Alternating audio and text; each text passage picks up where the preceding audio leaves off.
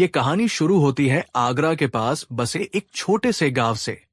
रामदीन नाम का एक सीधा सादा और मेहनती किसान था।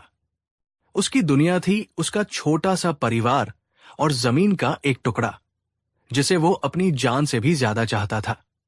लेकिन उस साल इंद्र देवता रूठे हुए थे। महीनों से बारिश की एक बूंद तक नहीं गिरी थी। धरती प्यासी थी और रामदीन का दिल भविष्य की चिंता से सूखा जा रहा था। उसके खेत, जो कभी हरी भरी फसलों से लहलहाते थे, आज धूल उड़ा रहे थे। घर में अनाज के दाने खत्म हो रहे थे और बच्चों की भूखी आंखें उसे हर पल चुभती थी। एक शाम अपनी पत्नी की उदास आंखों को देखकर रामदीन ने एक मुश्किल फैसला लिया। उसने गांव के सबसे अमीर और सबसे कुटिल साहूकार सेठ घनश्याम दास के पास जाने का निश्चय किया। सेठ घनश्याम दास अपनी कंजूसी और बेईमानी के लिए पूरे इलाके में बदनाम था। उसका पैसा ब्याज पर चलता था, लेकिन उसका ब्याज लोगों का खून चूस लेता था। रामदीन कांपते हुए सेठ की हवेली पहुंचा। उसने हाथ जोड़कर दबी आवाज में कहा, सेठ जी, प्रणाम। घनश्याम दास ने उसे ऊपर से नीचे घमंड से देखते हुए कहा, अरे रामदीन, आज यहां कैसे आना हुआ? खेतों में काम नहीं है क्या? या फिर घर में चूल्हा ठंडा पड़ गया है? और वो व्यंग्यात्मक हंसी हंसने लगा। रामदीन की आंखों में आंसू थे। वो बोला, सेठ जी, आप तो सब जानते हैं, बारिश नहीं हुई, फसल बर्बाद हो गई, बच्चे भूखे हैं, मुझे सोने की मोहरें उधार चाहिए। अगली फसल आते ही मैं आपका एक एक पैसा ब्याज समेत लौटा दूंगा। मैं अपनी जमीन गिरवी रखने को तैयार हूं। घनश्याम दास की आंखों में एक शैतानी चमक आ गई। वो रामदीन की उपजाऊ जमीन पर बहुत पहले से नजर गड़ाए हुए था। ये उसके लिए सुनहरा मौका था। उसने मन ही मन एक ऐसी कुटिल योजना बनाई जिससे सांप भी मर जाए और लाठी भी न टूटे। चेहरे पर झूठी हमदर्दी लाते हुए वो बोला, अरे रामदीन, तुम तो अपने ही आदमी हो, तुम्हारी मदद नहीं करेंगे तो किसकी करेंगे? लेकिन जमाना बहुत खराब है, कागजी कार्यवाही तो करनी ही पड़ेगी। मैं तुम्हें 100 मोहरें दूंगा, लेकिन मेरी एक शर्त है। रामदीन ने उम्मीद से कहा, कहिए सेठ जी, मुझे आपकी हर शर्त मंजूर है। घनश्याम दास मुस्कुराते हुए बोला, देखो, तुम अपनी जमीन तो गिरवी रख ही रहे हो, लेकिन ब्याज के तौर पर मैं तुमसे पैसा नहीं लूंगा। यह सुनकर रामदीन हैरान रह गया। घनश्याम दास और बिना ब्याज के पैसा, ये तो सूरज के पश्चिम से उगने जैसा था। उसने पूछा, सेठ जी, ये आप क्या कह रहे हैं? हां रामदीन, मैं ब्याज में पैसा नहीं, कुछ और लूंगा। जब तक तुम मेरा कर्ज नहीं चुका देते, तब तक तुम्हारी जमीन पर उगने वाली हर चीज की परछाई मेरी होगी। खेत, फसल, पेड़, तुम्हारी झोपड़ी, हर चीज की परछाई पर मेरा हाथ होगा। बोलो, मंजूर है? रामदीन एक भोला भाला किसान था। उसने सोचा, परछाई? परछाई का भला क्या मोल? ये तो कोई कीमत ही नहीं हुई। सेठ जी शायद मुझ पर तरस खा रहे हैं। उसने बिना सोचे समझे तुरंत हाँ कर दी। मंजूर है सेठ जी, मुझे आपकी ये शर्त मंजूर है। घनश्याम दास ने तुरंत एक दस्तावेज तैयार करवाया, जिस पर यह अजीबोगरीब शर्त साफ साफ लिखी थी। रामदीन ने बिना पढ़े उस पर अपना अंगूठा लगा दिया और 100 मोहरें लेकर खुशी खुशी घर लौट आया। उसे लगा कि उसकी किस्मत चमक गई है, पर वो बेचारा नहीं जानता था कि ये कोई सौदा नहीं, बल्कि एक ऐसा दलदल था जिसमें वह अपनी मेहनत और अपनी जमीन दोनों को गंवाने वाला था। रामदीन ने उन 100 मोहरों से बीज खरीदे, खाद डाली और दिन रात एक करके अपने खेतों को फिर से सींचा। किस्मत ने भी उसका साथ दिया। उस साल मानसून की बारिश बहुत अच्छी हुई। जल्द ही रामदीन के खेत सोने जैसी गेहूं की बालियों से लहलहाने लगे। उसकी मेहनत रंग लाई थी। फसल इतनी अच्छी हुई थी कि उसे उम्मीद थी कि वो न सिर्फ सेठ का कर्ज चुका देगा, बल्कि अपने परिवार के लिए भी साल भर का अनाज बचा लेगा। फसल कटने का दिन आया। रामदीन और उसका परिवार सुबह से ही खेतों में काम कर रहे थे। सूरज सिर पर चढ़ आया था। दोपहर की कड़ी धूप से बचने के लिए रामदीन एक घने पेड़ की छाया में बैठकर सुस्ताने लगा। तभी घनश्याम दास अपने 2 लठैतों के साथ वहां अधमका। उसके चेहरे पर एक क्रूर मुस्कान थी। वो चिल्लाया, ए रामदीन, उठ यहां से, ये मेरी जगह है। रामदीन हक्का बक्का रह गया। उसने खड़े होकर हाथ जोड़े और कहा, सेठ जी, आप आइए, बैठिए, ये तो अपना ही खेत है। घनश्यामदास गुस्से से बोला, खबरदार, खेत तेरा होगा, लेकिन ये परछाई मेरी है। क्या तू भूल गया हमारा समझौता? इस पेड़ की छाया पर मेरा अधिकार है, तू इसमें खड़ा भी नहीं हो सकता। चल हट यहां से। रामदीन को अब जाकर उस दस्तावेज की वो अजीब शर्त याद आई, लेकिन उसे अब भी समझ नहीं आ रहा था कि सेठ ऐसा क्यों कर रहा है। उसने कहा, पर सेठ जी, ये तो बस एक परछाई है, आप इसका क्या करेंगे? घनश्यामदास अट्टहास करते हुए बोला, मैं इसका क्या करूंगा, ये तू मत सोच। ये मेरी है और मैं तुझे इसका इस्तेमाल नहीं करने दूंगा। और सुन, सिर्फ ये पेड़ ही नहीं, तेरे घर की परछाई, फसल की परछाई, हर उस चीज की परछाई जो इस जमीन पर है, वो मेरी है। अब से तू या तेरा परिवार किसी भी छाया में आराम नहीं कर सकता। तुम्हें धूप में ही काम करना होगा, धूप में ही रहना होगा। यह सुनकर रामदीन के पैरों तले जमीन खिसक गई। उसे अब समझ आया कि वो कितने बड़े जाल में फंस चुका है। घनश्यामदास का इरादा उसे परेशान करके उसे इतना मजबूर कर देना था कि वो अपनी जमीन छोड़कर भाग जाए और सेठ उस पर कब्जा कर ले। उस दिन के बाद रामदीन और उसके परिवार का जीवन नरक बन गया। जब भी वे किसी पेड़ की छाया में सुस्ताने की कोशिश करते, घनश्यामदास या उसके आदमी आकर उन्हें भगा देते। दोपहर में जब सूरज आग उगल रहा होता तो उन्हें तपती धूप में काम करना पड़ता, यहां तक कि वे अपने घर के आंगन की छाया में भी नहीं बैठ सकते थे। बच्चे गर्मी से बिलबिलाते, लेकिन कोई कुछ नहीं कर सकता था। गांव के लोग देखते थे, पर कोई भी शक्तिशाली घनश्यामदास के खिलाफ बोलने की हिम्मत नहीं करता था। रामदीन ने गांव की पंचायत में गुहार लगाई, लेकिन सेठ ने पंचों को पहले ही अपनी तरफ कर लिया था। पंचायत ने यह कहकर पल्ला झाड़ लिया कि दस्तावेज पर जो लिखा है वही सत्य है।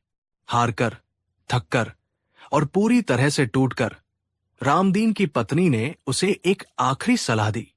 वो रोते हुए बोली, अब एक ही रास्ता बचा है, आप आगरा जाइए, बादशाह अकबर के दरबार में। सुना है वहां उनके मंत्री बीरबल है, जो बड़े से बड़े अन्याय को भी सुलझा देते हैं। शायद वही हमारी मदद कर सके। एक आखिरी उम्मीद की किरण लेकर रामदीन ने अपनी बची खुची जमा पूंजी ली और न्याय की आस में आगरा की ओर चल पड़ा। उसे नहीं पता था कि उसका ये सफर इतिहास की सबसे यादगार कहानियों में से एक बनने वाला था। कई दिनों की मुश्किल यात्रा के बाद रामदीन आखिरकार आगरा पहुंचा। बादशाह अकबर के दरबार में प्रवेश करना आसान नहीं था, लेकिन उसकी आंखों में न्याय की प्यास और बेबसी देखकर पहरेदारों ने उसे अंदर जाने दिया। दरबार लगा हुआ था। बादशाह अकबर अपनी प्रजा की समस्याएं सुन रहे थे। जब रामदीन की बारी आई तो वो कांपते हुए आगे बढ़ा और बादशाह के कदमों में गिर पड़ा। अकबर ने गंभीरता से कहा, उठो किसान, डरो मत, बताओ क्या समस्या है? हमारे राज्य में तुम्हें किससे शिकायत है? रामदीन रोते हुए बोला, जहां पनाह, मैं लुट गया, बर्बाद हो गया। एक बेईमान साहूकार ने धोखे से मेरी जमीन की परछाई मुझसे छीन ली है। परछाई छीन ली? ये सुनते ही पूरे दरबार में कानाफूसी शुरू हो गई। खुद बादशाह अकबर भी हैरान थे। उन्होंने रामदीन से पूरी बात बताने को कहा। रामदीन ने रो रो कर अपनी पूरी आपबीती सुनाई, सूखे से लेकर कर्ज, अजीबोगरीब शर्त और घनश्याम दास के अत्याचार तक सब कुछ बता दिया। पूरी कहानी सुनकर अकबर को घनश्याम दास पर बहुत क्रोध आया, लेकिन वो भी दुविधा में पड़ गए। दस्तावेज के अनुसार रामदीन ने खुद ही अपनी मर्जी से शर्त पर अंगूठा लगाया था। कानून के हिसाब से साहूकार गलत नहीं था, लेकिन इंसानियत के नाते ये सरासर अन्याय था। अकबर ने अपने दरबारियों से पूछा, आप लोगों की इस मामले में क्या राय है? क्या इस किसान को न्याय मिल सकता है? दरबार में बैठे बड़े बड़े विद्वान और मंत्री सिर खुजलाने लगे। ये एक ऐसी पहेली थी जिसका हल किसी के पास नहीं था। एक मंत्री ने कहा, जहांपनाह, दस्तावेज के हिसाब से तो साहूकार सही है। दूसरे ने कहा, लेकिन यह तो सरासर अन्याय है। दरबार में बहस छिड़ गई, लेकिन कोई समाधान नहीं निकल रहा था। अकबर की नजरें अब अपने सबसे भरोसेमंद सलाहकार को ढूंढ रही थी। बीरबल, उन्होंने पुकारा। बीरबल कहाँ है? इस गुत्थी को अब वही सुलझा सकते हैं। बीरबल दरबार में उपस्थित थे। वो अब तक चुपचाप सब कुछ सुन रहे थे। अकबर का इशारा पाते ही वो आगे बढ़े। प्रणाम जहांपनाह, मैंने इस किसान की पूरी व्यथा सुनी। ये मामला जितना पेचीदा दिखता है, उतना ही सरल इसका समाधान है। अकबर ने उत्सुकता से पूछा, तो बताओ बीरबल, क्या है समाधान? कैसे इस गरीब को इसका हथ वापस दिलाया जाए? बीरबल मुस्कुराते हुए बोले, जहांपनाह, इसके लिए हमें साहूकार घनश्याम दास को दरबार में बुलाना होगा। और हां, उस दस्तावेज को भी साथ लाने का हुक्म दिया जाए। न्याय होगा, और यही होगा। बस आप मुझे इस मामले को अपने तरीके से सुलझाने की इजाजत दें। अकबर को बीरबल पर पूरा भरोसा था। उन्होंने तुरंत सैनिकों को घनश्याम दास को दरबार में पेश करने का आदेश दिया। रामदीन की आंखों में एक बार फिर उम्मीद की लौ जल उठी थी। उसे लग रहा था कि ये व्यक्ति, जिसके चेहरे पर इतनी शांति है, जरूर कोई चमत्कार करेगा। पूरा दरबार अब सांस रोककर उस घड़ी का इंतजार कर रहा था, जब बीरबल की बुद्धि और साहूकार के लालच का आमना सामना होगा। अगले दिन दरबार खचाखच भरा हुआ था। हर कोई ये देखने आया था कि बीरबल इस अनोखे मामले को कैसे सुलझाते हैं। एक तरफ सहमा हुआ रामदीन खड़ा था, दूसरी तरफ घमंड से भरा घनश्याम दास। उसके हाथ में वह दस्तावेज था जिसे वो अपनी जीत का सबूत मान रहा था। अकबर ने पूछा, सेठ घनश्याम दास, क्या तुम पर इस किसान द्वारा लगाए गए आरोप सही हैं? घनश्याम दास झुककर चापलूसी से बोला, जहांपनाह, मैं तो आपका एक छोटा सा सेवक हूं। मैंने कोई अन्याय नहीं किया। इस किसान ने मुझसे 100 मोहरें कर्ज ली थी। बदले में इसने अपनी मर्जी से अपनी जमीन की परछाई मुझे दी थी। ये देखिए दस्तावेज, इस पर इसका ही अंगूठा है। मैं तो बस अपना हज मांग रहा हूं। बीरबल ने दस्तावेज अपने हाथ में लिया और उसे ध्यान से पढ़ा। फिर वो मुस्कुराए। सेठ जी, दस्तावेज बिल्कुल सही है और इस पर लिखी शर्त भी साफ है। कानून के अनुसार इस जमीन की हर परछाई पर आपका अधिकार है। ये सुनते ही रामदीन का दिल बैठ गया। उसे लगा बीरबल भी साहूकार का ही पक्ष ले रहे हैं। घनश्याम दास की छाती गर्व से और चौड़ी हो गई। उसे लगा कि वो जीत गया।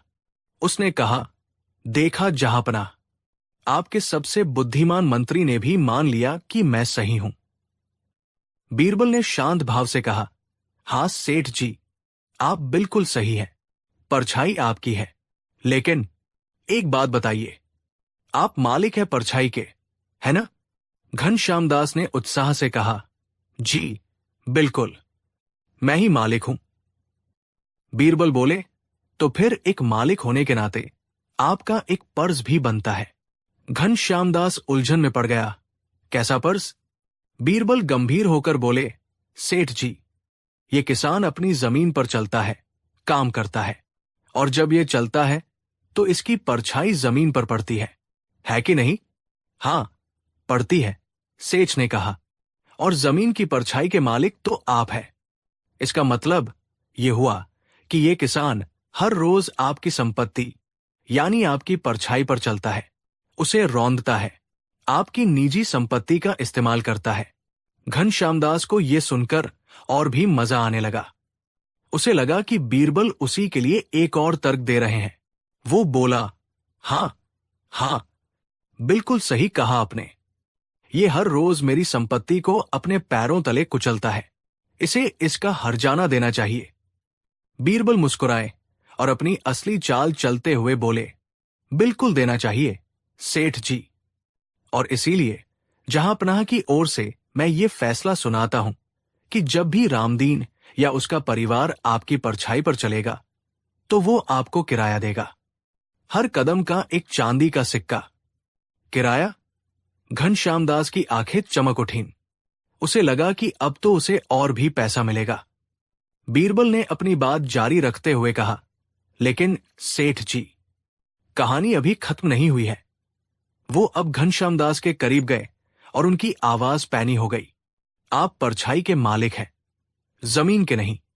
जमीन का मालिक रामदीन है और आपकी परछाई दिन भर रामदीन की जमीन पर पड़ी रहती है। सुबह से शाम तक आपकी संपत्ति रामदीन की जमीन पर कब्जा करके रखती है। तो जिस तरह रामदीन आपको आपकी परछाई पर चलने का किराया देगा, उसी तरह आपको भी रामदीन को उसकी जमीन पर अपनी परछाई रखने का किराया देना होगा। ये सुनते ही घनश्याम दास के चेहरे का रंग उड़ गया। दरबार में बैठे लोग, जो अब तक चुप थे, अब बीरबल की बुद्धिमानी पर वाह वाह करने लगे। बीरबल ने और जोर देकर कहा, और क्योंकि आपकी परछाई ज्यादा जगह घेरती है और पूरे दिन रहती है, इसलिए आपका किराया ज्यादा होगा। आप रामदीन को हर दिन का 5 सोने की मोहरें किराया देंगे। तो चलिए सेठ जी, हिसाब शुरू करते हैं। जितने दिन से आपने इस किसान को परेशान किया है, उतने दिनों का किराया अभी और इसी वक्त चुकाइए। अब घनश्याम दास की सिट्टी पिट्टी गुम हो गई। वो समझ गया कि वो अपने ही बुने जाल में बुरी तरह फंस चुका है। वो बीरबल के पैरों में गिर पड़ा। गिड़गिड़ाते हुए बोला, मुझे माफ कर दीजिए हुजूर, मुझसे बहुत बड़ी गलती हो गई। मैं लालच में अंधा हो गया था। मुझे कोई किराया नहीं चाहिए। मैं आज ही इस किसान का सारा कर्ज माफ करता हूं और ये दस्तावेज भी फाड़ता हूं। बस मुझे इस किराए से बचा लीजिए। बादशाह अकबर, जो अब तक ये पूरा नाटक देख रहे थे, अपनी हंसी नहीं रोक पाए। वो बीरबल की चतुराई पर कायल हो गए थे। उन्होंने घनश्याम दास को न सिर्फ कर्ज माफ करने का आदेश दिया, बल्कि उसे उसकी बेईमानी के लिए 100 सोने की मोहरें हर्जाने के तौर पर रामदीन को देने का हुक्म भी सुनाया। रामदीन की आंखों में खुशी के आंसू थे। उसने बीरबल के पैर पकड़ लिए। मंत्री जी, आपने मुझे और मेरे परिवार को बचा लिया। हम जीवन भर आपके आभारी रहेंगे। बीरबल ने उसे उठाकर गले लगाते हुए कहा, यह मेरा भर्ज था रामदीन। याद रखना, अन्याय कितना भी शक्तिशाली क्यों न हो, सत्य और बुद्धि के सामने उसे एक दिन घुटने टेकने ही पड़ते हैं। तो दोस्तों, ये थी कहानी बीरबल के अद्भुत न्याय की। इस कहानी ने एक बार फिर साबित कर दिया कि लालच का रास्ता हमेशा तबाही की ओर ले जाता है। घनश्याम दास ने अपनी चालाकी से एक गरीब को फंसाना चाहा, लेकिन बीरबल ने उसी की चालाकी को उसी के खिलाफ एक हथियार बना दिया। ये कहानी हमें सिखाती है कि ज्ञान और बुद्धि सबसे बड़ी ताकत है।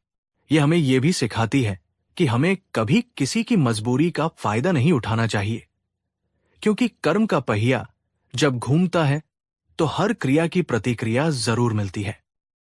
कहानी 2।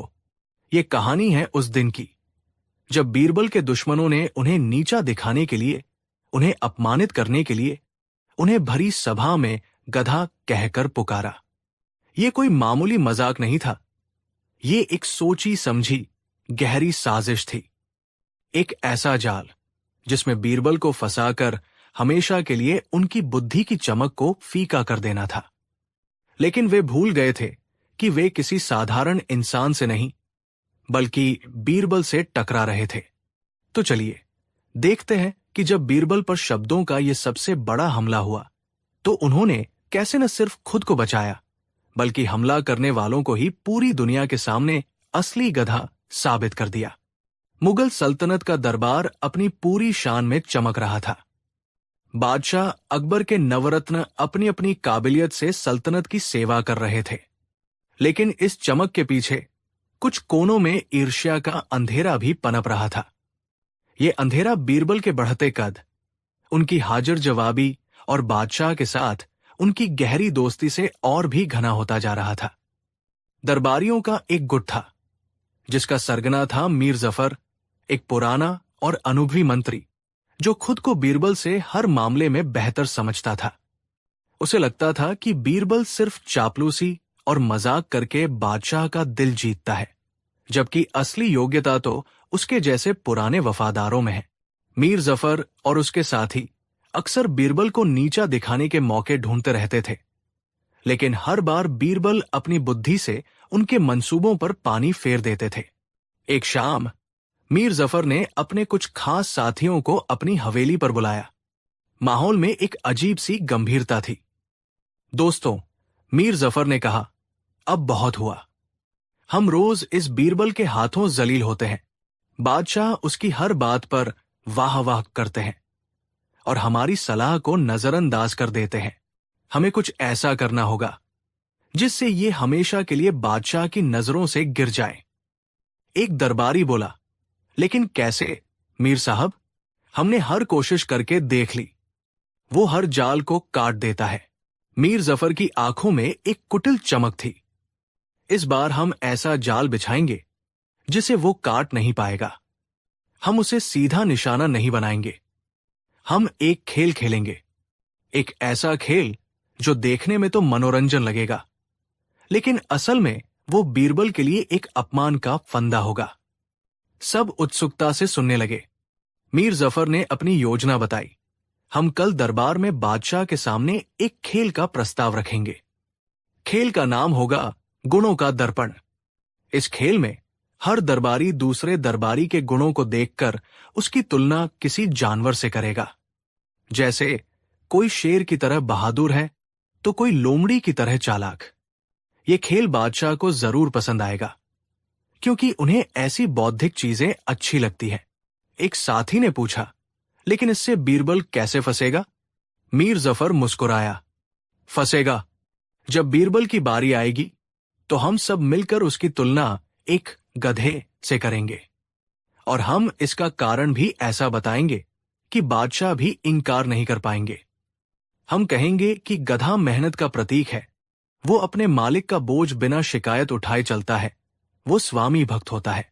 ये सारे गुण बीरबल में भी हैं, वह भी तो बादशाह का बोझ उठाते हैं।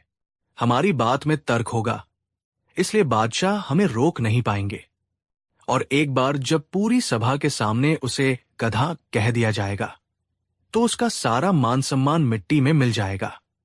वह या तो चुपचाप अपमान सहेगा या फिर गुस्सा करके बादशाह की नाराजगी मोल लेगा। दोनों ही सूरतों में जीत हमारी होगी। ये योजना सुनकर सभी साजिशकर्ताओं के चेहरे खिल उठे। ये एक अचूक योजना थी, एक ऐसा मनोवैज्ञानिक हमला जिससे बचना बीरबल के लिए लगभग नामुमकिन था। अगले दिन दरबार लगा। माहौल खुशनुमा था। सही मौका देखकर मीर जफर अपनी जगह से उठा। जहांपनाह, उसने अदब से कहा, रोज रोज के राजकाज से मन ऊब जाता है। अगर आपकी इजाजत हो तो आज दरबार में एक मनोरंजक और ज्ञानवर्धक खेल खेला जाए। अकबर हमेशा ऐसी नई चीजों के लिए तैयार रहते थे। जरूर, बताओ कैसा खेल? मीर जफर ने अपनी योजना बताई। हुजूर, खेल का नाम है गुणों का दर्पण। हम सब एक दूसरे के व्यक्तित्व को देखकर उनकी तुलना किसी जानवर से करेंगे जो उनके स्वभाव से सबसे ज्यादा मेल खाता हो। इससे मनोरंजन भी होगा और हमें एक दूसरे को बेहतर समझने का मौका भी मिलेगा। अकबर को यह विचार बहुत पसंद आया। वाह, ये तो बहुत दिलचस्प है। शुरू किया जाए। खेल शुरू हुआ। दरबारियों ने एक दूसरे की तारीफों के पुल बांधने शुरू कर दिए। एक ने सेनापति की ओर इशारा करते हुए कहा, हमारे सेनापति जी एक गरजते हुए शेर की तरह हैं, जिनकी दहाड़ से दुश्मन कांप उठते हैं। दूसरे ने खजांची के लिए कहा, और हमारे खजांची जी एक चींटी की तरह हैं, जो मेहनत से एक एक दाना जोड़कर शाही खजाने को भरते हैं। किसी ने एक मंत्री को बाज कहा, जिसकी नजरें बहुत तेज थी। तो किसी ने दूसरे को हाथी कहा, जो अपनी चाल में मस्त और शक्तिशाली था। माहौल तारीफों और तालियों से गूंज रहा था। बीरबल चुपचाप ये सब देख रहे थे। वो मीर जफर और उसके साथियों के चेहरों पर छिपी मुस्कान को पच सकते थे और समझ गए थे कि ये खेल उनके लिए ही रचा गया है। अंत में मीर जफर खड़ा हुआ। उसकी नजरें सीधे बीरबल पर थी। जहांपनाह, उसने कहा, अब मैं आपके सबसे प्रिय सलाहकार बीरबल जी के बारे में कुछ कहना चाहता हूं। पूरा दरबार शांत हो गया। सबको पता था कि अब असली खेल शुरू होने वाला है। मीर जफर ने एक पल का नाटकीय विराम लिया और फिर बोला, मेरी नजर में बीरबल जी की सबसे सटीक तुलना एक गधे से की जा सकती है। ये सुनते ही दरबार में एक पल के लिए सन्नाटा छा गया। गधा, ये एक सीधा सीधा अपमान था। कुछ दरबारी जो बीरबल के दोस्त थे, गुस्से से खड़े होने लगे। खुद बादशाह अकबर की त्योरियां चढ़ गई। मीर जफर, ये कैसी बदतमीजी है? अकबर ने गरज कर कहा। मीर जफर ने तुरंत हाथ जोड़ लिए। गुस्ताखी माब, जहांपनाह, लेकिन मेरी बात तो पूरी सुन लीजिए। मैंने ऐसा क्यों कहा, इसका कारण है। उसने चालाकी से अपनी बात रखी। हुजूर, जरा सोचिए, गधे का सबसे बड़ा गुण क्या है? मेहनत। वो दिन रात अपने मालिक के लिए काम करता है। दूसरा गुण, स्वामी भक्ति।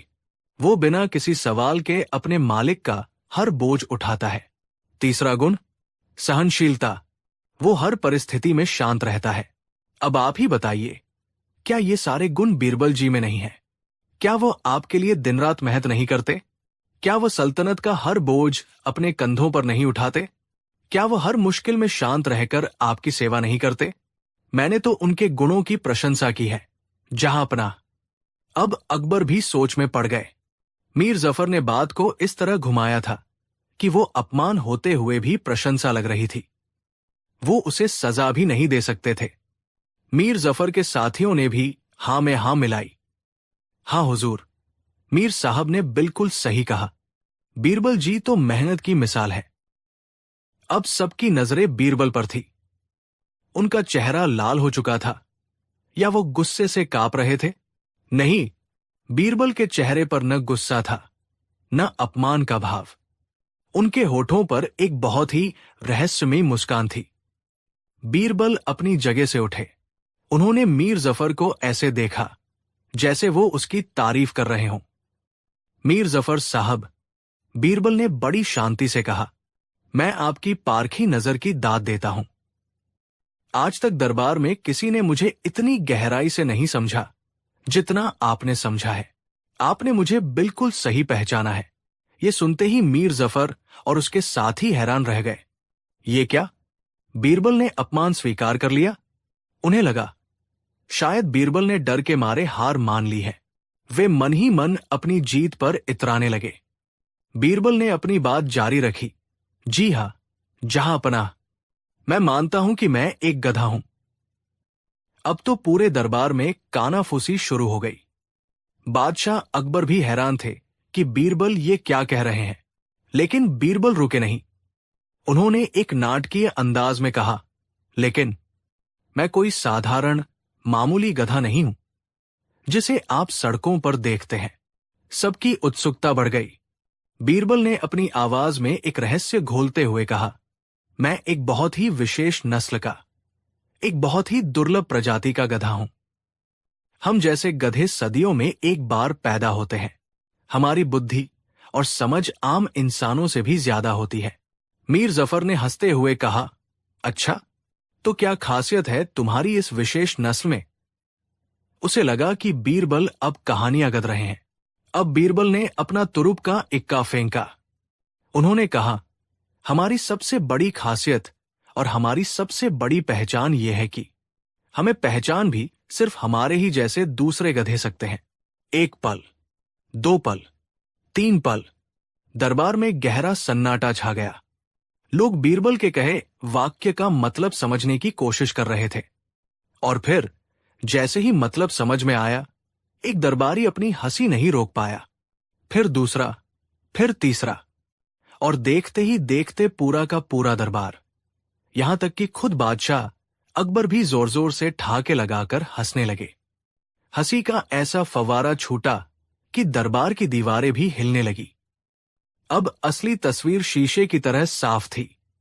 बीरबल ने बड़ी ही चतुराई से ये कह दिया था कि चूंकि मीर जफर और उसके साथियों ने मुझे गधा कहकर पहचाना है, इसका मतलब वे खुद भी गधे ही हैं।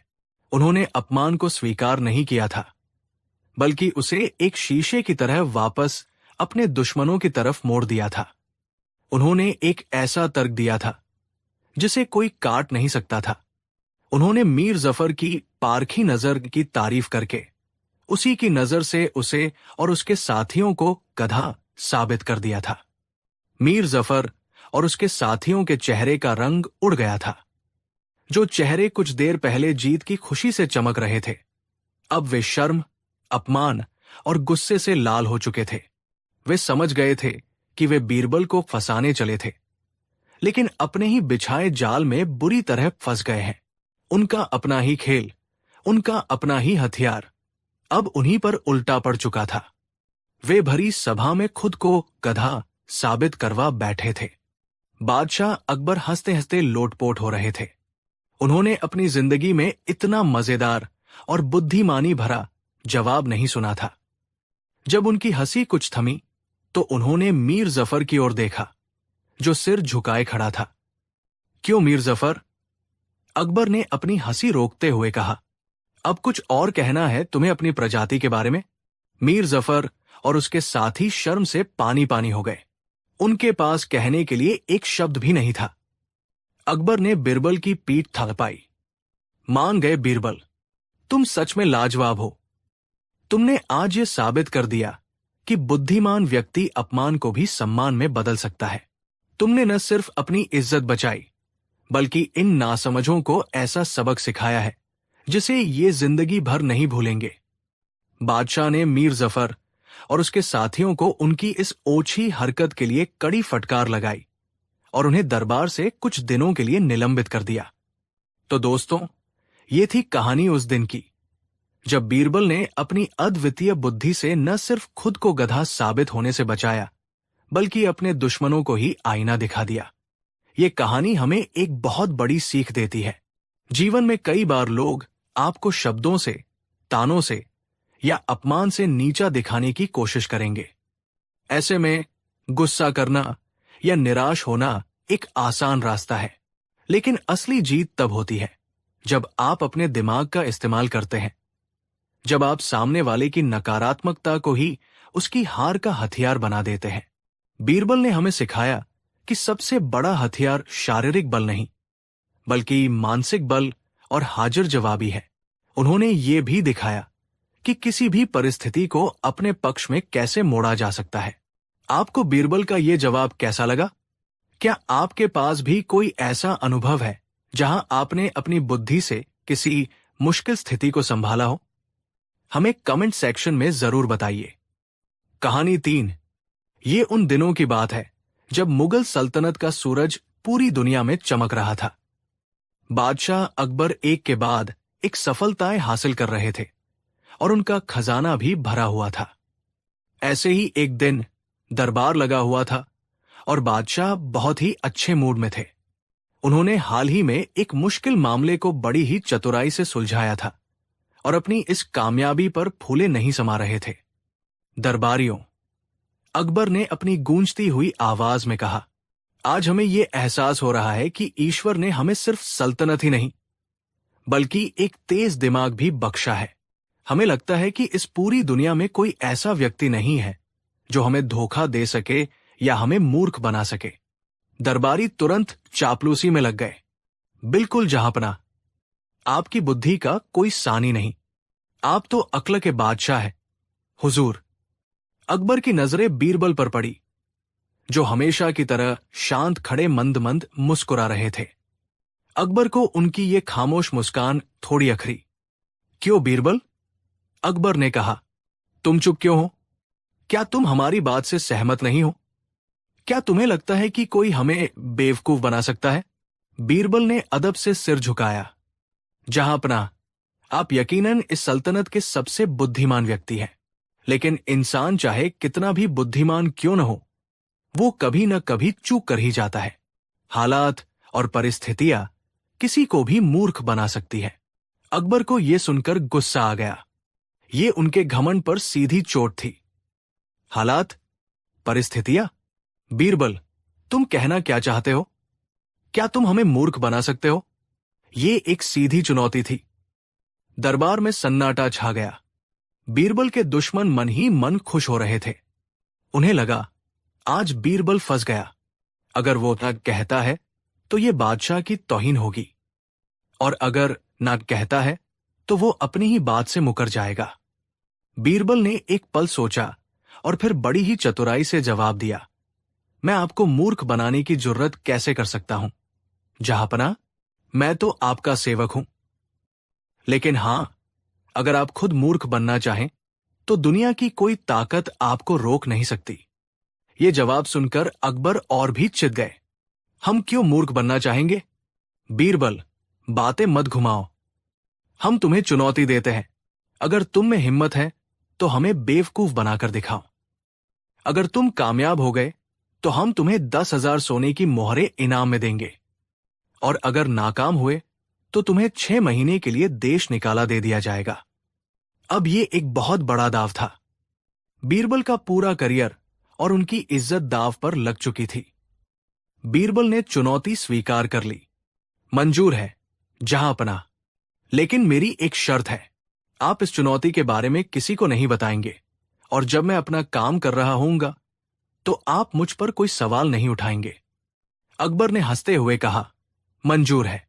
हम भी तो देखें कि तुम ऐसा क्या करते हो। दरबार खत्म हो गया। बीरबल के दुश्मन जश्न मना रहे थे। उन्हें यकीन था कि बीरबल का आगरा से जाना अब तय है। वे नहीं जानते थे कि बीरबल ने सिर्फ एक चुनौती स्वीकार नहीं की थी, बल्कि एक ऐसे नाटक की पटकथा लिखनी शुरू कर दी थी जो इतिहास में हमेशा के लिए दर्ज होने वाला था। कुछ दिन बीत गए। बीरबल ने इस बारे में कोई बात नहीं की। अकबर भी लगभग भूल चुके थे। उन्हें लगा कि बीरबल डर गया है और उसने हार मान ली है। फिर एक दिन बीरबल भागे भागे दरबार में आए। उनके चेहरे पर गजब की उत्तेजना और खुशी थी। जहांपनाह, गजब हो गया, एक चमत्कार हो गया। वो हाफते हुए बोले, क्या हुआ बीरबल, इतना खुश क्यों हो? अकबर ने पूछा। बीरबल ने कहा, हुजूर, जैसा कि आप जानते हैं, मैं ज्ञान की तलाश में अक्सर साधु संतों से मिलता रहता हूं। कल रात मुझे हिमालय से आए एक बहुत ही पहुंचे हुए योगी मिले। उन्होंने मुझे एक रहस्य बताया है। उन्होंने मुझे एक ऐसे जादुई पौधे के बीज दिए हैं जो सीधे स्वर्ग से धरती पर आया है। दरबार में कानाफूसी शुरू हो गई। जादुई पौधा? बीरबल ने अपनी बात जारी रखी। योगी ने बताया कि अगर इस पौधे को सही विधि विधान से उगाया जाए तो ये सिर्फ एक ही रात में बड़ा होकर फल देने लगता है, और इसका फल खाने वाला व्यक्ति अमर तो नहीं होता, लेकिन उसकी उम्र 100 साल बढ़ जाती है और वो हमेशा जवान रहता है। ये सुनते ही अकबर अपने सिंहासन से लगभग उछल पड़े। हमेशा जवान रहना, ये तो हर राजा का सपना होता है। कहाँ है वो बीज?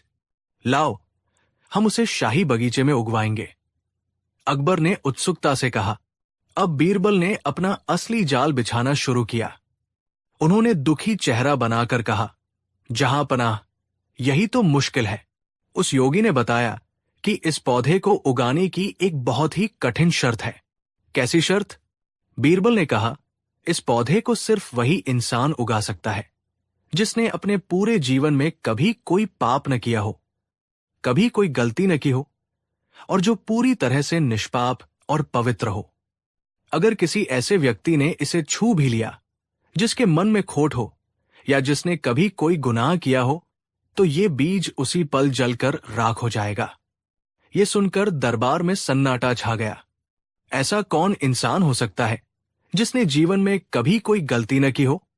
बीरबल ने अकबर की ओर देखते हुए कहा, जहांपनाह, मैंने बहुत सोचा। मुझे लगा कि मेरे जैसे साधारण इंसान के बस की तो ये बात नहीं। फिर मेरे मन में आया कि हमारे दरबार में इतने काबिल और नेक मंत्री हैं। शायद उनमें से कोई ये काम कर सके, लेकिन फिर मुझे डर लगा कि अगर किसी से कोई चूक हो गई तो हम ये सुनहरा मौका हमेशा के लिए खो देंगे। बीरबल ने एक पल का विराम लिया और फिर कहा, अंत में मुझे लगा कि इस पूरी सल्तनत में, बल्कि इस पूरी दुनिया में सिर्फ एक ही व्यक्ति है जो इस पौधे को उगाने के काबिल है। एक ऐसा व्यक्ति जो ईश्वर का प्रतिनिधि है, जो न्याय की मूर्ति है और जिसका दिल शीशे की तरह साफ है। और वह है आप, जहांपनाह। ये सुनते ही अकबर की छाती गर्व से चौड़ी हो गई। बीरबल ने उनके घमंड को मक्खन की तरह पिघला दिया था। हां बीरबल, तुम सही कहते हो, अकबर ने कहा। हमसे ज्यादा निष्पाप कौन हो सकता है? हमने हमेशा न्याय और सच्चाई का साथ दिया है। लाओ वो बीज, हम ही उसे रोपेंगे। बीरबल के दुश्मन समझ नहीं पा रहे थे कि ये हो क्या रहा है, लेकिन वे बीरबल को फंसाने के इस मौके को हाथ से जाने नहीं देना चाहते थे। बीरबल ने कहा, जहांपनाह, एक और छोटी सी शर्त है। योगी ने बताया कि इस बीज को रोपते समय रोपने वाले व्यक्ति को अपने सारे शाही वस्त्र और अहंकार त्यागने होंगे। उसे एक साधारण किसान की तरह सिर्फ एक लंगोट पहनकर अपने हाथों से जमीन खोदनी होगी। और सबसे जरूरी बात, जब वो बीज बो रहा हो तो उसे अपने मुंह में पानी भरकर रखना होगा, ताकि कोई अपशब्द या सांसारिक बात मुंह से न निकले। और उसे अपनी पीठ पर एक टोकरी बांधनी होगी जिसमें गोबर भरा हो, जो जमीन की पवित्रता का प्रतीक है। ये सुनकर दरबारियों के होश उड़ गए। शहंशाह अकबर एक लंगोट में, मुंह में पानी भरे हुए और पीठ पर गोबर की टोकरी लादे हुए, ये कल्पना ही हास्यास्पद थी। लेकिन अकबर, जो हमेशा जवान रहने के सपने में पूरी तरह खो चुके थे, उन्हें इसमें कुछ भी गलत नहीं लगा। उनका घमंड उन पर हावी था। उन्हें लग रहा था कि ये एक दिव्य कार्य है और इसके लिए कोई भी त्याग छोटा है। ठीक है बीरबल, हमें सब मंजूर है, अकबर ने घोषणा की। कल सुबह सूर्योदय के समय हम शाही बगीचे में ये पौधा रोपेंगे। पूरे शहर में मुनादी करवा दो कि कल सुबह सब लोग महल के बाहर इकट्ठा हों और इस ऐतिहासिक पल के गवाह बने। बीरबल ने मन ही मन सोचा, मेरा काम तो और भी आसान हो गया। अगली सुबह आगरा में ऐसा नजारा था जो किसी ने कभी नहीं देखा था। महल के बाहर हजारों की भीड़ जमा थी। हर कोई ये देखने आया था कि आखिर ऐसा कौन सा चमत्कार होने वाला है। तभी महल के दरवाजे खुले और जो दृश्य सामने आया उसे देखकर लोगों की आंखें फटी की फटी रह गई। शहंशाहेंद जलालुद्दीन मोहम्मद अकबर, जिनके सामने बड़े बड़े राजा सिर झुकाते थे, आज सिर्फ एक लंगोट पहने हुए थे। उनके गाल मुंह में भरे पानी की वजह से फूले हुए थे। उनकी पीठ पर गोबर से भरी एक टोकरी बंधी हुई थी और वो नंगे पैर धीरे धीरे बगीचे की ओर बढ़ रहे थे। लोग हैरान थे, परेशान थे और कुछ अपनी हंसी को बड़ी मुश्किल से दबा रहे थे। दरबारियों का तो शर्म के मारे सिर झुक गया था। अकबर लोगों की परवाह किए बिना बगीचे में एक चुनी हुई जगह पर पहुंचे। उन्होंने अपने शाही हाथों से जमीन खोदनी शुरू की। वो पूरी तरह से उस जादुई पौधे के ख्यालों में खोए हुए थे। बीरबल एक कोने में खड़े ये पूरा नाटक देख रहे थे। उनके चेहरे पर एक बहुत ही गहरी और शांत मुस्कान थी। अकबर ने गड्ढा खोदा, उसमें बीज डाला और उसे मिट्टी से ढक दिया। फिर वो खड़े होकर इंतजार करने लगे कि कब पौधा उगेगा। 1 मिनट बीता, 5 मिनट, 10 मिनट। जब कुछ नहीं हुआ तो अकबर को थोड़ी बेचैनी हुई। उन्होंने बीरबल की ओर देखा। बीरबल ने उन्हें शांत रहने का इशारा किया। आधा घंटा बीत गया। अब अकबर का सब्र जवाब दे रहा था। उन्होंने अपने मुंह में भरा पानी थूक दिया। बीरबल, वो गुस्से से चिल्लाए, ये क्या मजाक है? पौधा क्यों नहीं उग रहा? कहाँ है वो योगी? अब बीरबल का इंतजार खत्म हुआ था। वो धीरे धीरे चलकर अकबर के पास आए। उन्होंने बड़ी शांति से कहा, जहांपनाह, कोई योगी नहीं था और न ही कोई जादुई बीज है। ये सुनते ही अकबर के पैरों तले जमीन खिसक गई। क्या? तो फिर ये सब क्या था? बीरबल ने अदब से सिर झुकाया और कहा, यह सब आपकी उस चुनौती का जवाब था। जहां अपना। अकबर को याद आया, हमें बेवकूफ बनाकर दिखाओ। बीरबल ने कहा, आपने कहा था कि आपको कोई मूर्ख नहीं बना सकता, लेकिन आज आपने खुद को ही मूर्ख साबित कर दिया। आपने सिर्फ एक अनसुनी कहानी पर हमेशा जवान रहने के लालच में अपनी बुद्धि, अपना विवेक, सब कुछ ताक पर रख दिया। आपने ये भी नहीं सोचा कि एक शहंशाह का इस तरह अपनी प्रजा के सामने आना कितना हास्यास्पद है। मैंने आपको मूर्ख नहीं बनाया, जहां पना। आपके घमंड और आपके लालच ने आपको मूर्ख बनाया है। अब अकबर को पूरी बात समझ में आई। उनका चेहरा शर्म और ग्लानि से लाल हो गया। उन्होंने चारों ओर देखा। हजारों आंखें उन्हें घूर रही थी। वो दुनिया के सबसे शक्तिशाली इंसान थे, लेकिन उस पल वो दुनिया के सबसे बड़े बेवकूफ लग रहे थे। उनका गुस्सा भड़क उठा। बीरबल, तुम्हारी ये हिम्मत! तुमने हमारा तमाशा बना दिया। हम तुम्हें सजा देंगे।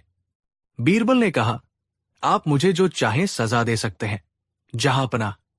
लेकिन क्या आप 10,000 सोने की मोहरें हारना स्वीकार करते हैं? ये सुनकर अकबर चुप हो गए। उन्हें अपनी चुनौती और अपना वादा याद आ गया। वो शर्त हार चुके थे। बीरबल ने अपनी बात पूरी की। मेरा मकसद आपका अपमान करना नहीं था, जहां पना।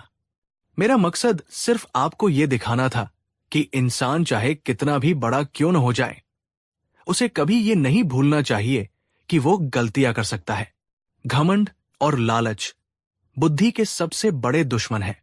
आज के बाद शायद आप किसी भी बात पर आंख बंद करके विश्वास करने से पहले एक बार जरूर सोचेंगे। अकबर चुपचाप खड़े रहे। बीरबल के शब्दों में कड़वी सच्चाई थी। धीरे धीरे उनका गुस्सा शांत हुआ और उसकी जगह एक गहरी समझ ने ले ली। बादशाह अकबर ने बीरबल की ओर देखा और जोर से हंसने लगे। वो अपनी हार पर, अपनी मूर्खता पर और बीरबल की असाधारण बुद्धि पर हंस रहे थे। तुम जीत गए बीरबल, तुम जीत गए। अकबर ने कहा, तुमने हमें आज जो सबक सिखाया है वो हमें कोई किताब नहीं सिखा सकती थी। तुम सिर्फ हमारे मंत्री नहीं, हमारे सबसे बड़े गुरु हो। अकबर ने बीरबल को न सिर्फ 10,000 मोहरें इनाम में दी, बल्कि उन्हें अपना सबसे कीमती हार भी तोहफे में दे दिया। तो दोस्तों, ये थी कहानी उस दिन की जब बीरबल ने बादशाह अकबर को ही बेवकूफ बना दिया। ये किस्सा हमें सिखाता है कि आत्मविश्वास अच्छी बात है, लेकिन घमंड इंसान को अंधा बना देता है।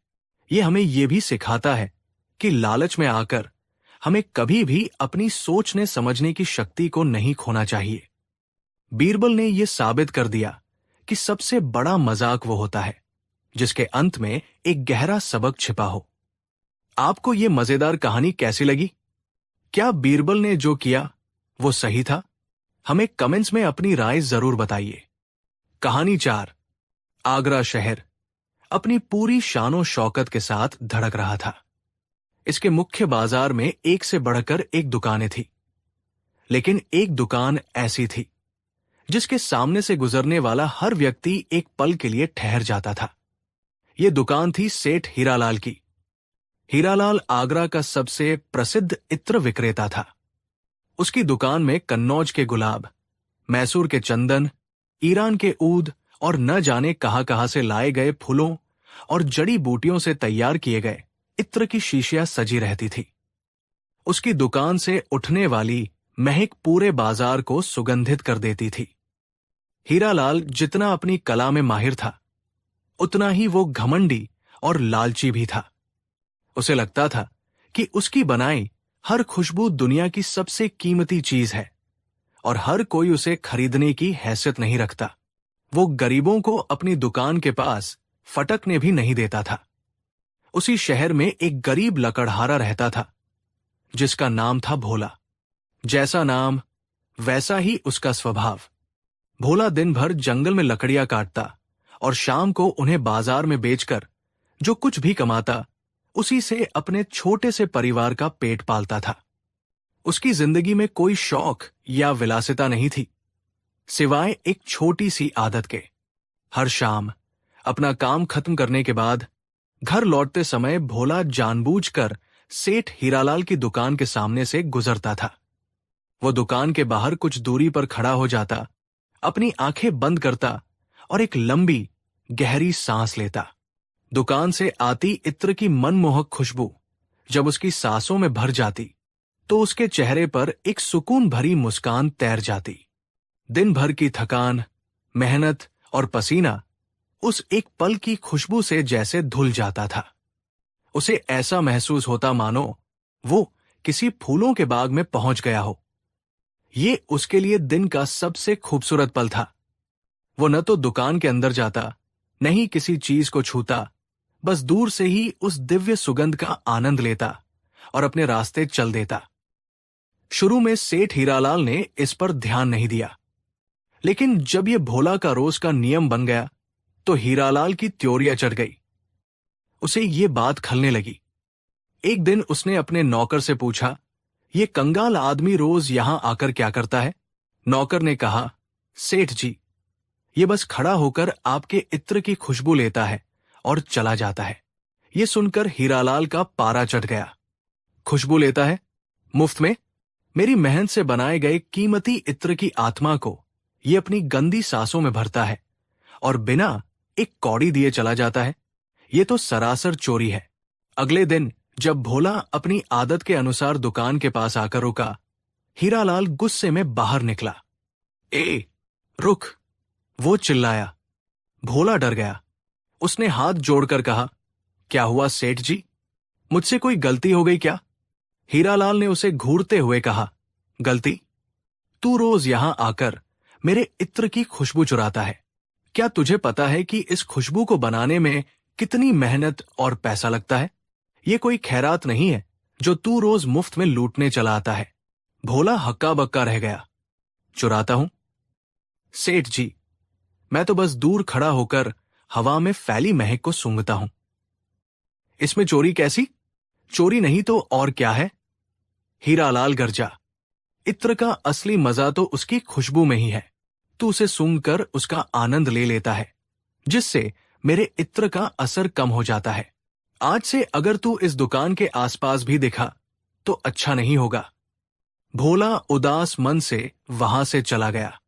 उसे समझ नहीं आ रहा था कि सांस लेना भी गुनाह कैसे हो सकता है। उसने कुछ दिन खुद को रोका, लेकिन उसका मन नहीं माना। वो खुशबू उसकी दिन भर की थकान मिटाने वाली दवा जैसी थी। कुछ दिनों बाद वो फिर से दुकान के पास जाकर खड़ा हो गया, ये सोचकर कि शायद सेठ का गुस्सा अब ठंडा हो गया होगा। लेकिन हीरालाल तो जैसे इसी मौके की तलाश में था।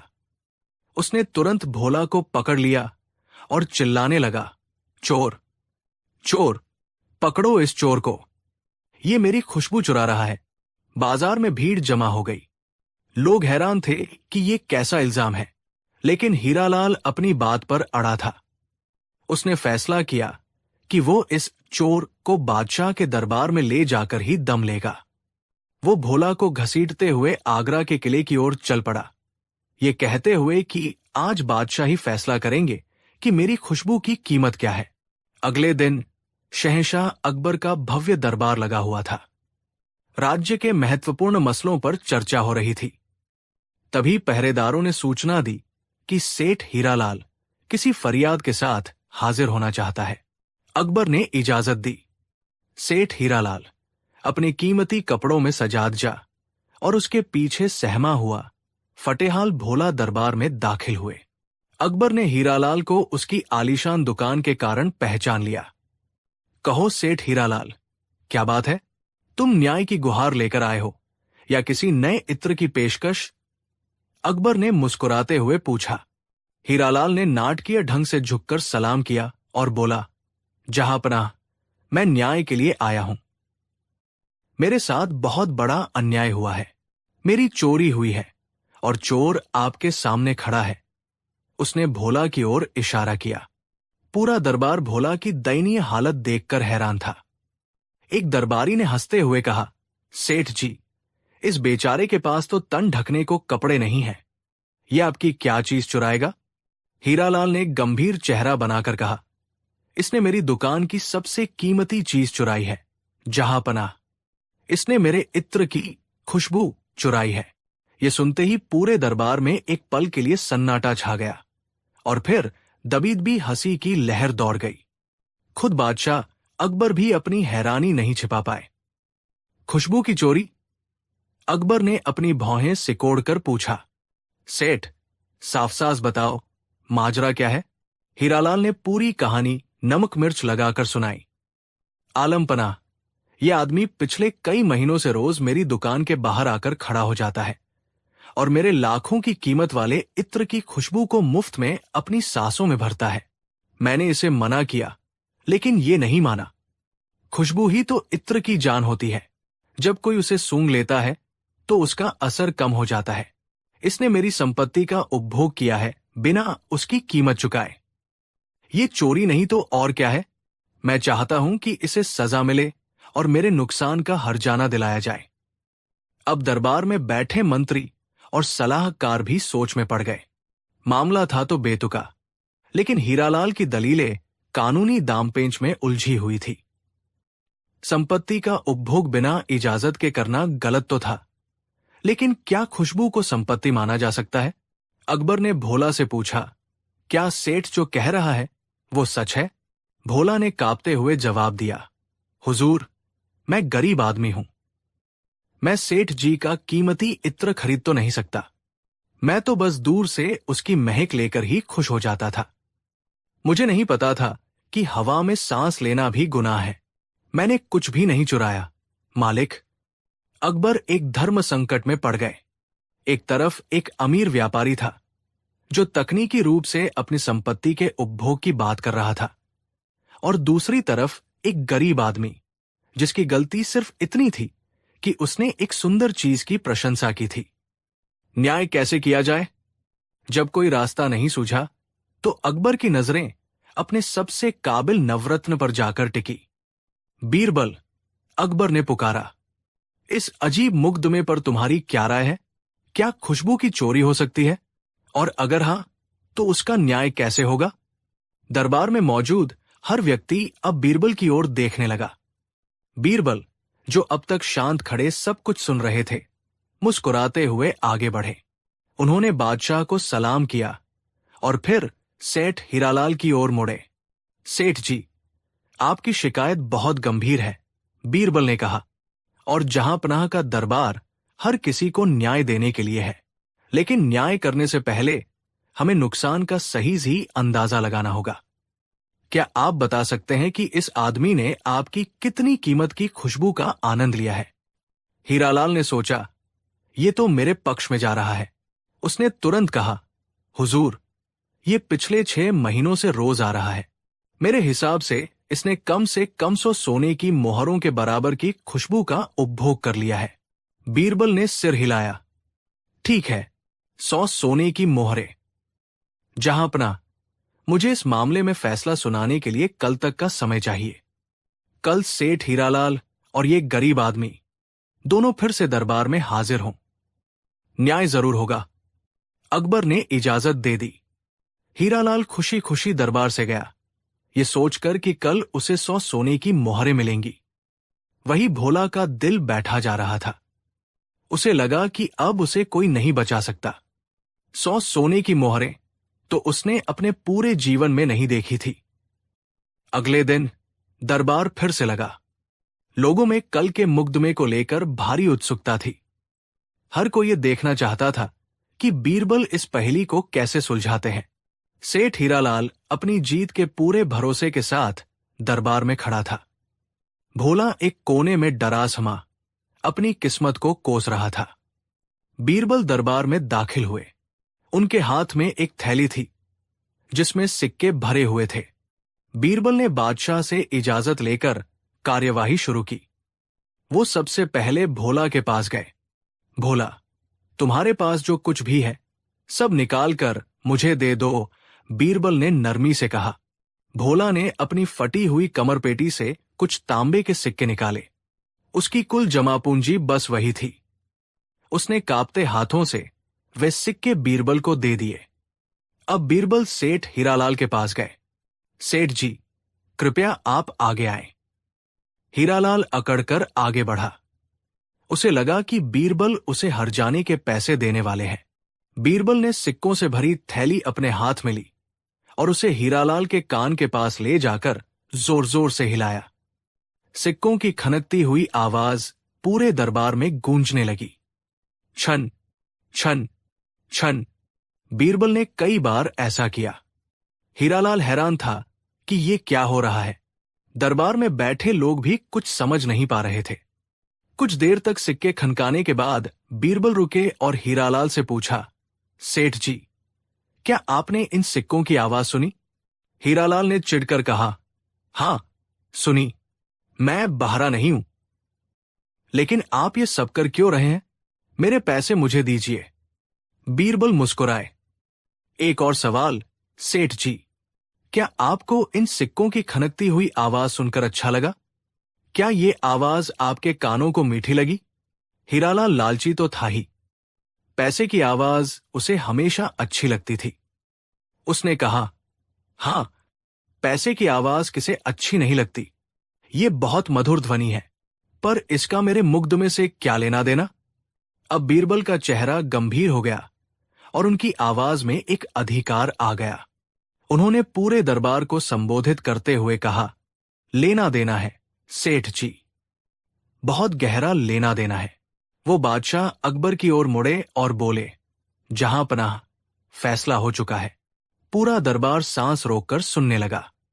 बीरबल ने घोषणा की, इस मुकदमे का न्याय यह है, जिस तरह भोला ने आपके इत्र की खुशबू का आनंद लिया, जो कि एक भौतिक वस्तु नहीं है, उसी तरह आपको भी भोला के पैसों की आवाज से अपना हर्जाना मिल गया है। भोला ने आपके इत्र को छुआ नहीं, सिर्फ उसकी सुगंध ली। आपने भी उसके पैसों को छुआ नहीं, सिर्फ उसकी खनक सुनी। खुशबू का दाम, खनक, हिसाब बराबर। ये सुनते ही दरबार में एक पल का सन्नाटा छा गया और फिर तालियों और वाह वाह की गड़गड़ाहट से गूंज उठा। लोग बीरबल की बुद्धिमानी पर हैरान थे। बादशाह अकबर अपनी हंसी नहीं रोक पा रहे थे। उन्होंने ऐसा सटीक और काव्यात्मक न्याय अपने जीवन में नहीं देखा था। सेठ हीरालाल का मुंह खुला का खुला रह गया। वो समझ गया कि बीरबल ने उसी के तर्क से उसे मात दे दी है। उसके पास कहने को एक शब्द नहीं था। उसका लालच और घमंड सबके सामने शर्मिंदा हो चुका था। बीरबल ने भोला के सिक्के उसे वापस करते हुए कहा, जाओ भोला, तुम आजाद हो। और हां, तुम्हें किसी भी सुंदर चीज की प्रशंसा करने का पूरा हक है, जब तक तुम उसे कोई नुकसान न पहुंचाओ। बादशाह अकबर ने बीरबल की पीठ थपथपाई और सेठ हीरालाल को कड़ी फटकार लगाई। सेठ, तुमने अपनी तुच्छ सोच से दरबार का कीमती वक्त बर्बाद किया। तुम्हारी इस हरकत के लिए तुम पर 100 सोने की मोहरों का जुर्माना लगाया जाता है, जो शाही खजाने में जमा होगा, ताकि भविष्य में कोई भी इस तरह के बेतुके मुकदमे लेकर आने की हिम्मत न करे। हीरालाल सिर झुकाए अपना सा मुंह लेकर दरबार से चला गया। भोला की आंखों में खुशी और कृतज्ञता के आंसू थे। उसने बीरबल के आगे सिर झुकाया और खुशी खुशी अपने घर लौट गया। तो दोस्तों, ये थी कहानी इत्र की खुशबू के उस अनोखे मुकदमे की। बीरबल ने एक बार फिर ये साबित कर दिया कि सच्चा न्याय केवल कानूनों की किताबों में नहीं, बल्कि बुद्धि, विवेक और मानवता की समझ में निहित होता है। उन्होंने सिखाया कि लालच इंसान को अंधा और हास्यास्पद बना देता है, जबकि मासूमियत और सच्चाई को कोई पराजित नहीं कर सकता। ये कहानी हमें एक बहुत गहरी सीख देती है। दुनिया में कुछ चीजें ऐसी होती हैं जिनकी कोई कीमत नहीं लगाई जा सकती, जैसे फूलों की महक, सूरज की रोशनी या किसी की मुस्कान। इन पर किसी एक का अधिकार नहीं हो सकता। ये कुदरत के वो तोहफे हैं जिनका आनंद लेने का हक हर किसी को है। आपको बीरबल का ये अनोखा न्याय कैसा लगा? क्या आपके जीवन में भी कोई ऐसा अनुभव है जहां किसी ने बेतुकी बात पर अपना हक जताया हो? हमें नीचे कमेंट सेक्शन में जरूर बताइए। कहानी 5। एक दिन बादशाह अकबर अपने दीवान खास में बैठे थे। बाहर मौसम सुहाना था, लेकिन बादशाह का मन किसी गहरी सोच में डूबा हुआ था। वो रोज रोज के राजकाज, हिसाब किताब और शिकायतों से ऊब चुके थे। उनका मन कुछ नया, कुछ अलग और कुछ चुनौतीपूर्ण चाहता था, जो उनके दिमाग को झकझोर कर रखते। उन्होंने अपने नवरत्नों और खास दरबारियों पर एक नजर डाली। सब अपनी अपनी जगह पर पूरी शान से बैठे थे, लेकिन अकबर जानते थे कि इनमें से कितनों के दिमाग में सचमुच की बुद्धि है।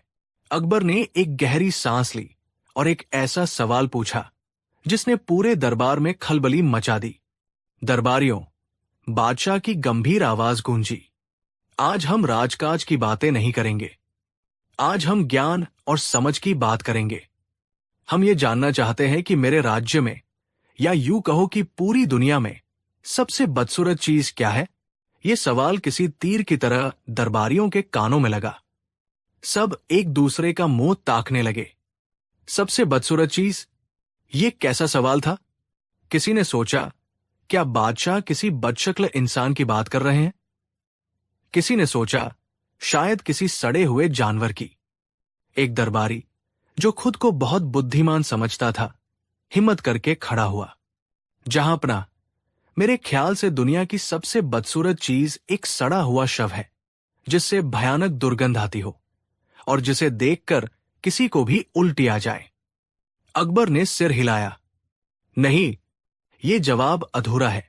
शव तो मृत्यु के बाद की एक अवस्था है, उसमें जीवन नहीं होता। हम किसी ऐसी चीज की बात कर रहे हैं जो जीवित अवस्था में भी घृणा पैदा करे। दूसरा दरबारी खड़ा हुआ। आलम पनाह, शायद कोई भयानक बीमारी, जैसे कोर, जिससे इंसान का शरीर गलने लगता है। उससे बदसूरत और क्या हो सकता है? अकबर ने कहा, बीमारी एक दुर्भाग्य है, एक पीड़ा है। हम पीड़ित से घृणा नहीं कर सकते। ये जवाब ही हमें संतुष्ट नहीं कर सका। अब दरबारियों के पसीने छूटने लगे। वे समझ गए कि ये सवाल जितना सीधा दिखता है, उतना है नहीं। वे सब अपनी अपनी समझ के हिसाब से जवाब देने लगे। कोई गंदे नाले की बात करता, कोई किसी जहरीले कीड़े की, तो कोई किसी वीरान और भूतहा जगह की। लेकिन कोई भी जवाब बादशाह अकबर के मन को नहीं भाया। अकबर निराश हो गए। उन्होंने कहा, लगता है हमारे दरबार में किसी के पास इस सवाल का गहरा जवाब नहीं है। सब केवल सतह पर ही सोच रहे हैं।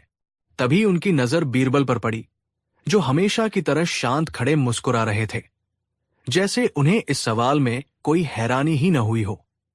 बीरबल, अकबर ने कहा, तुम चुप क्यों हो? क्या तुम्हारे पास भी इस सवाल का कोई जवाब नहीं है? बीरबल ने अदब से सिर झुकाया। जहां पनाह, जवाब तो है, लेकिन उसे साबित करने के लिए मुझे कुछ समय और आपकी इजाजत चाहिए होगी। अकबर की आंखों में चमक आ गई। कैसी इजाजत और कितना समय? बीरबल बोले, मुझे 7 दिन का समय चाहिए। मैं आपको दुनिया की सबसे बदसूरत चीज केवल बताऊंगा नहीं, बल्कि दिखाऊंगा भी। लेकिन इसके लिए आपको मेरे साथ चलना होगा। दरबार में कानाफूसी शुरू हो गई। बीरबल ऐसा क्या दिखाने वाले थे? अकबर ने चुनौती स्वीकार कर ली। ठीक है बीरबल, हम तुम्हें 7 दिन का समय देते हैं। 7वें दिन तुम हमें उस जगह ले चलोगे जहां दुनिया की सबसे बदसूरत चीज मौजूद है। लेकिन याद रखना, अगर तुम्हारा जवाब हमें पसंद नहीं आया या तुम हमें संतुष्ट नहीं कर पाए, तो तुम्हें भारी सजा भुगतनी पड़ेगी। बीरबल ने मुस्कुराकर कहा, मंजूर है, जहां अपना। दरबारियों ने सोचा, अब फंसा बीरबल। ऐसी कौन सी चीज है जो बादशाह को दिखाकर वो खुद को सही साबित कर पाएगा? वे सब उस दिन का इंतजार करने लगे जब बीरबल का घमंड टूटेगा। अगले 6 दिन बीत गए, जहां बाकी दरबारी ये जानने को उत्सुक थे कि बीरबल क्या करने वाले हैं। वही बीरबल ने कुछ भी नहीं किया। वो रोज की तरह दरबार में आते, अपनी जिम्मेदारियां निभाते और शाम को घर चले जाते। उनके चेहरे पर कोई चिंता या तनाव नहीं था। वो उतने ही शांत और सहज थे जितने हमेशा रहते थे। दरबारी आपस में बातें बनाते, लगता है बीरबल ने हार मान ली है। उसके पास कोई जवाब नहीं है। 7वें दिन वो बादशाह के सामने कोई बहाना बना देगा। 6ठे दिन की शाम को बीरबल ने 2 सैनिकों को बुलाया और उन्हें एक गुप्त आदेश दिया। उन्होंने सैनिकों को आगरा के सबसे अमीर मोहल्ले में एक खास हवेली का पता बताया और कहा, तुम दोनों आज रात साधारण कपड़ों में इस हवेली के पास छिपकर पहरा दोगे। उस घर में जो कुछ भी हो उस पर नजर रखना। वहां 2 भाई रहते हैं, सेठ धर्मदास और सेठ करमदास। तुम्हें बस ये देखना है कि उनके बीच क्या होता है। सैनिक हैरान थे, लेकिन बीरबल का आदेश था तो मानना ही था। वे दोनों उस रात उस आलीशान हवेली के पास छिपकर बैठ गए। वो हवेली बाहर से किसी महल की तरह दिखती थी। अंदर हर तरह की सुख सुविधा मौजूद थी। धर्मदास और करमदास अपने पिता की मृत्यु के बाद उस विशाल संपत्ति के मालिक बने थे। वे दोनों शहर के सबसे इज्जतदार व्यापारियों में गिने जाते थे और दोनों भाइयों में प्रेम भी बहुत था। लोग उनकी एकता की मिसालें देते थे, लेकिन बीरबल, जो इंसान की नब्ज पहचानना जानते थे, उन्हें कुछ और ही पता था। उन्हें खबर मिली थी कि हाल ही में संपत्ति के बंटवारे को लेकर दोनों भाइयों के बीच कुछ अनबन शुरू हुई है। एक छोटा सा बीज जो अब धीरे धीरे एक जहरीला पेड़ बनने की तैयारी में था। उस रात जैसा बीरबल ने सोचा था वैसा ही हुआ। दोनों भाइयों के बीच उनके पिता की एक पुरानी तिजोरी को लेकर बहस छिड़ गई। बहस धीरे धीरे लड़ाई में बदल गई। आवाजें ऊंची होने लगी। एक दूसरे पर इल्जाम लगाए जाने लगे। जो भाई कल तक एक दूसरे पर जान छिड़कते थे, आज एक दूसरे के खून के प्यासे लग रहे थे। उनकी पत्नियां और बच्चे सहमे हुए ये सब देख रहे थे। घर जो कभी स्वर्ग जैसा था, आज नरक की आग में जल रहा था। सैनिकों ने सुबह आकर ये सारा हाल बीरबल को सुनाया। बीरबल ने बस सिर हिलाया, जैसे उन्हें ये सब पहले से ही पता हो। आज 7वां दिन था। 7वें दिन बीरबल सुबह सुबह बादशाह अकबर के पास पहुंचे। जहां अपना, आज मैं आपको दुनिया की सबसे बदसूरत चीज दिखाने ले जा रहा हूं। कृपया भेष बदलकर मेरे साथ चलें, ताकि कोई हमें पहचान न सके। अकबर उत्सुकता से तैयार हो गए। दोनों ने साधारण सौदागरों का भेष बनाया और आगरा की गलियों से होते हुए उस अमीर मोहल्ले की ओर चल पड़े। दरबारी दूर से उन पर नजर रखे हुए थे, ये जानने के लिए कि आखिर बीरबल बादशाह को कहां ले जा रहे हैं। बीरबल अकबर को उसी आलीशान हवेली के सामने ले जाकर रुके। हवेली बाहर से अब भी उतनी ही खूबसूरत और भव्य थी। अकबर ने हैरानी से पूछा, बीरबल, तुम मुझे इस खूबसूरत हवेली में क्या दिखाने लाए हो? यहां तो हर चीज सुंदर है। ये तो बदसूरती की परिभाषा के एकदम उलट है। बीरबल ने मुस्कुराकर कहा, जहांपनाह, असली सुंदरता या बदसूरती दीवारों में नहीं, बल्कि उन दीवारों के अंदर रहने वालों में होती है। थोड़ा सब्र रखें, आपको अपना जवाब जल्द ही मिल जाएगा। बीरबल ने हवेली का दरवाजा खटखटाया। एक नौकर ने दरवाजा खोला। बीरबल ने उसे बताया कि वे पड़ोसी राज्य से आए व्यापारी हैं और सेठ बंधुओं से व्यापार के सिलसिले में मिलना चाहते हैं। नौकर उन्हें अंदर ले गया। जैसे ही अकबर और बीरबल ने हवेली के मुख्य आंगन में कदम रखा, वे हैरान रह गए। बाहर से जो हवेली स्वर्ग लग रही थी, अंदर उसका माहौल किसी युद्ध के मैदान जैसा था। घर का सारा कीमती सामान इधर उधर बिखरा पड़ा था। खूबसूरत कालीन फटे हुए थे, फूलदान टूटे पड़े थे। एक तरफ सेठ धर्मदास बैठा था, उसकी आंखों में गुस्सा और नफरत थी। दूसरी तरफ करमदास खड़ा था, उसका चेहरा तमतमाया हुआ था। दोनों भाई एक दूसरे को ऐसी नजरों से देख रहे थे जैसे वे जन्मों के दुश्मन हों। उनकी पत्नियां कोनों में खड़ी रो रही थी। बच्चे डरेस में अपने मां बाप का ये भयानक रूप देख रहे थे। हवा में प्यार और सम्मान की जगह सिर्फ कड़वाहट, नफरत और तनाव घुला हुआ था। धर्मदास चिल्ला रहा था, मैं इस घर का बड़ा बेटा हूं। पिताजी की हर चीज पर पहला हथ मेरा है। ये तिजोरी मैं ही रखूंगा। करमदास चीख रहा था, हज की बात मत करो भाई। पिताजी ने हमेशा हम दोनों को बराबर माना। अगर ये तिजोरी मुझे नहीं मिली तो मैं तुम्हें अदालत में घसीटूंगा, मैं तुम्हें बर्बाद कर दूंगा। दोनों भाइयों ने एक दूसरे के लिए ऐसे ऐसे अपमानजनक शब्दों का इस्तेमाल किया जिन्हें सुनकर किसी भी सभ्य इंसान का सिर शर्म से झुक जाए। उन्होंने एक दूसरे के ऊपर अपने मां बाप के दिए संस्कारों की धज्जियां उड़ा दी। अकबर ये सब देखकर सन्न रह गए। उन्हें अपनी आंखों पर विश्वास नहीं हो रहा था। ये वही घर था जिसकी मिसालें दी जाती थी। ये वही भाई थे जिनके प्रेम के किस्से सुनाए जाते थे। आज वे एक दूसरे के दुश्मन बने हुए थे। उनके सुंदर चेहरे क्रोध और घृणा से इतने विकृत हो गए थे कि वे किसी राक्षस से कम नहीं लग रहे थे। वो खूबसूरत घर, वो कीमती सामान, वो धन दौलत, सब कुछ उस लड़ाई की आग में जलकर बदसूरत और बेमायने लग रहा था। अकबर ने और देखना सहन नहीं किया। वो चुपचाप बीरबल के साथ हवेली से बाहर आ गए। बाहर आकर अकबर ने एक गहरी सांस ली। उनका मन बहुत विचलित था। उन्होंने बीरबल से पूछा, बीरबल, ये सब क्या था? इतना सुंदर परिवार, इतना प्यार, सब कैसे खत्म हो गया? बीरबल ने शांत भाव से उत्तर दिया, जहांपनाह, अब मैं आपको आपके सवाल का जवाब देता हूं। बीरबल ने कहा, दुनिया की सबसे बदसूरत चीज कोई सड़ा हुआ शव, कोई बीमारी या कोई गंदी जगह नहीं है। दुनिया की सबसे बदसूरत, सबसे घिनौनी और सबसे विनाशकारी चीज है कलह, यानी आपसी फूट, लड़ाई और नफरत। अकबर चुपचाप सुनते रहे। बीरबल ने अपनी बात आगे बढ़ाई, जहांपनाह, आपने अभी अभी अपनी आंखों से देखा। कलह ने क्या किया? उसने एक खूबसूरत घर को नरक बना दिया। उसने दो प्यार करने वाले भाइयों को जानी दुश्मन बना दिया। उसने सुंदर चेहरों को क्रोध से बदसूरत बना दिया। उसने बच्चों की मासूमियत छीन ली। उसने धन दौलत और सम्मान को मिट्टी में मिला दिया। कलह एक ऐसी आग है, जहांपनाह, जो सबसे पहले इंसान की इंसानियत और अच्छाई को जलाकर राख कर देती है। ये रिश्तों को खा जाती है, घरों को तोड़ देती है और साम्राज्यों को बर्बाद कर देती है। एक सुंदर से सुंदर बगीचे में अगर कलह का बीज बो दिया जाए तो वहां सिर्फ कांटे उगेंगे।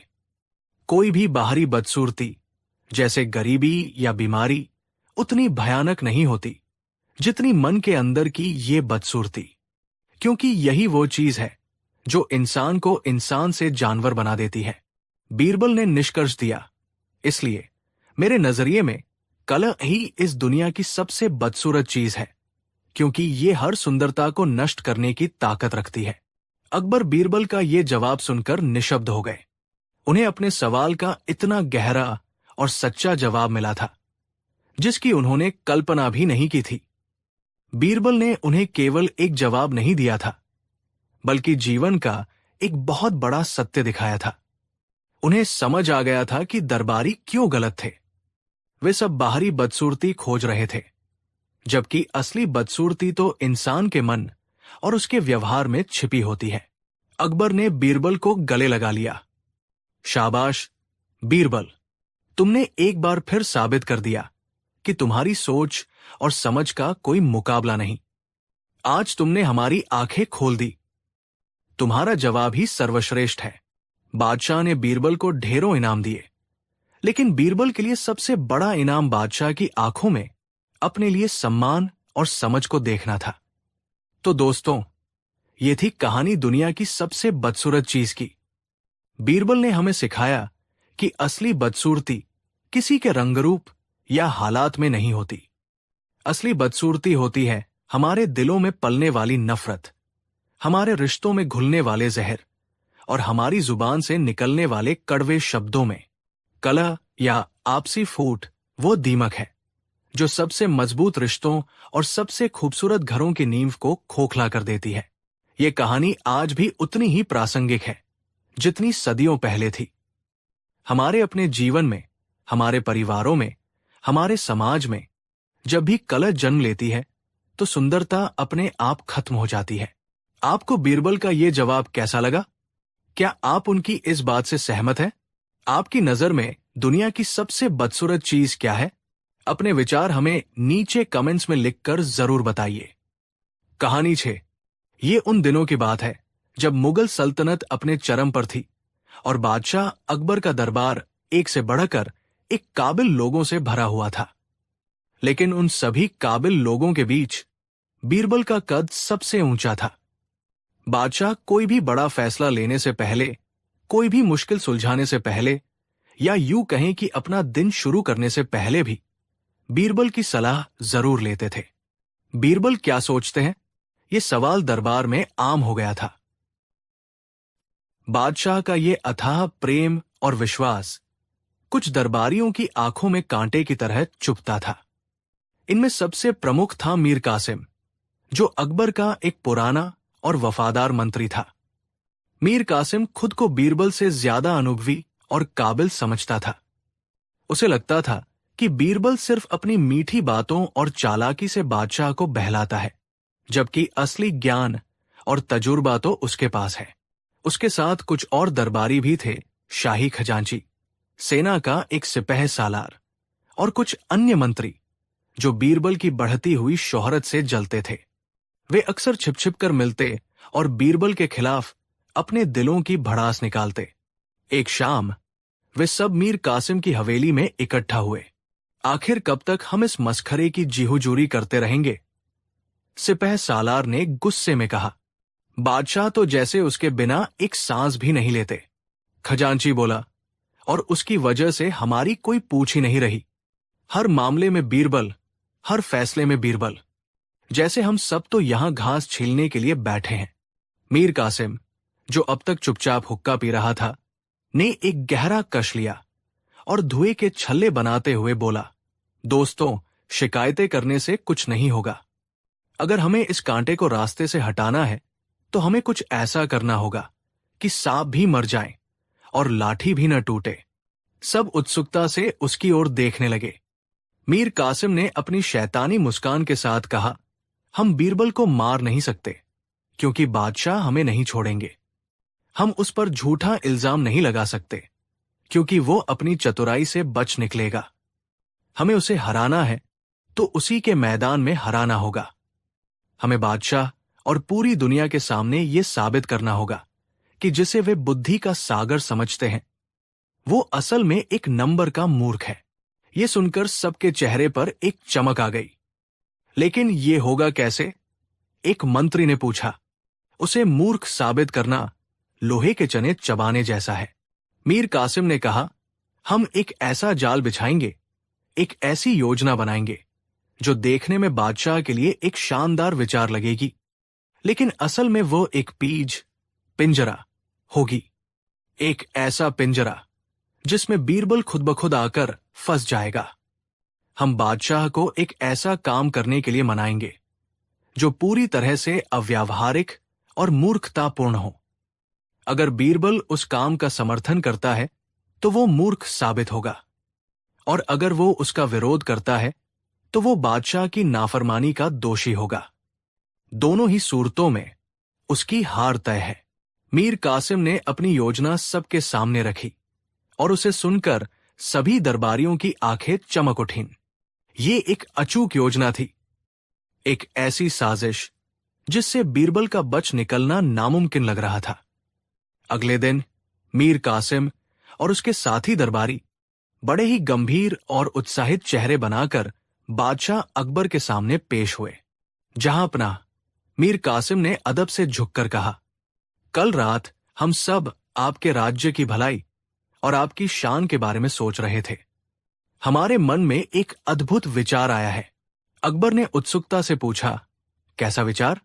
मीर कासिम बोला, आलम पनाह, क्यों न हम अपनी प्रजा की वफादारी और आपके प्रति उनके प्रेम की एक परीक्षा लें। हम चाहते हैं कि आप एक शाही फरमान जारी करें।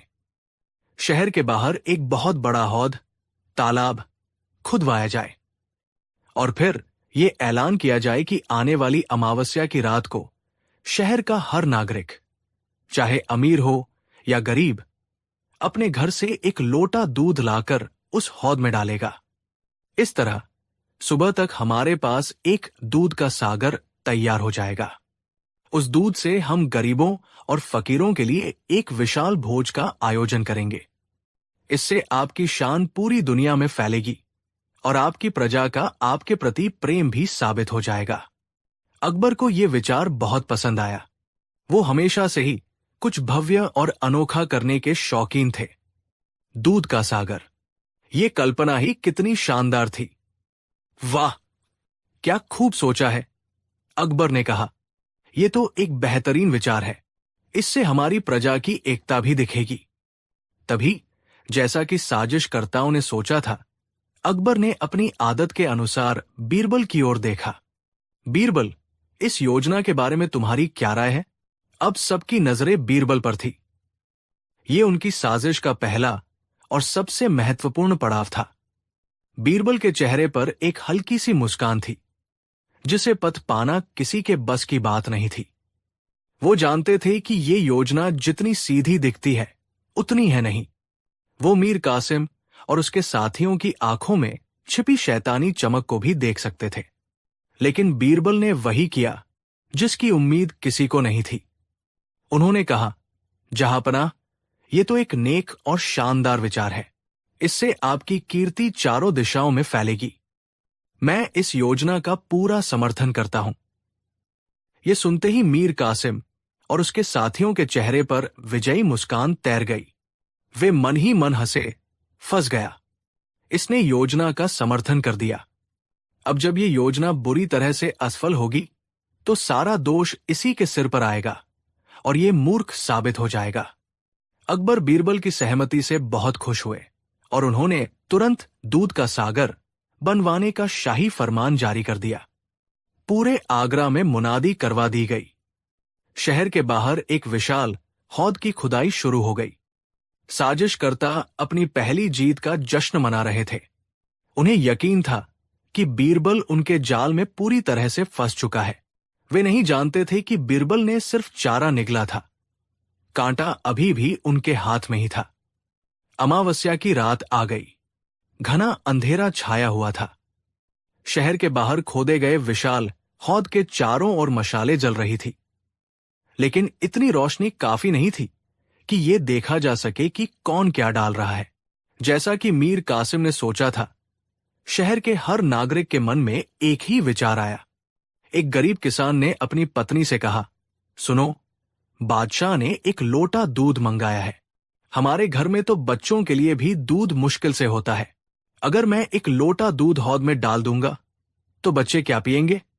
उसकी पत्नी ने कहा, आप ठीक कहते हैं, और वैसे भी इतने बड़े हौद में जहां हजारों लोग दूध डालेंगे, मेरे एक लोटे पानी से क्या फर्क पड़ेगा? अंधेरे में किसी को क्या पता चलेगा? यही विचार एक अमीर व्यापारी के मन में भी आया। इतना कीमती दूध बर्बाद करने की क्या जरूरत है? सब लोग तो दूध ही डालेंगे। मैं चुपके से एक लोटा पानी डाल आता हूं। मेरी तरफ से भी गिनती हो जाएगी और दूध भी बच जाएगा। और यही सोचते सोचते उस रात आगरा का हर नागरिक अपने घर से एक लोटा लेकर निकला। लेकिन लगभग हर लोटे में दूध की जगह पानी भरा हुआ था। हर कोई यही सोच रहा था कि बाकी सब तो दूध डाल ही रहे हैं, मेरे एक लोटे पानी से क्या फर्क पड़ेगा?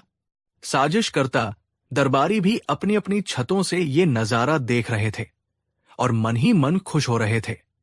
उसी भीड़ में एक साधारण नागरिक के भेष में बीरबल भी अपना लोटा लिए लाइन में लगे हुए थे। उनके चेहरे पर कोई शिकन नहीं थी। जब उनकी बारी आई तो उन्होंने भी अपना लोटा हौद में उंडेल दिया और चुपचाप अपने घर लौट आए। पूरी रात लोग आते रहे और हौद में अपने लोटे खाली करते रहे। सुबह होने का इंतजार अब हर किसी को था, बादशाह को अपनी शान देखने का, साजिशकर्ताओं को बीरबल का तमाशा देखने का और प्रजा को अपने सामूहिक धोखे का परिणाम देखने का। अगली सुबह सूरज की पहली किरण के साथ बादशाह अकबर अपने पूरे दरबार के साथ उस विशाल हौद के पास पहुंचे। उनके चेहरे पर एक गर्व और उत्साह का भाव था।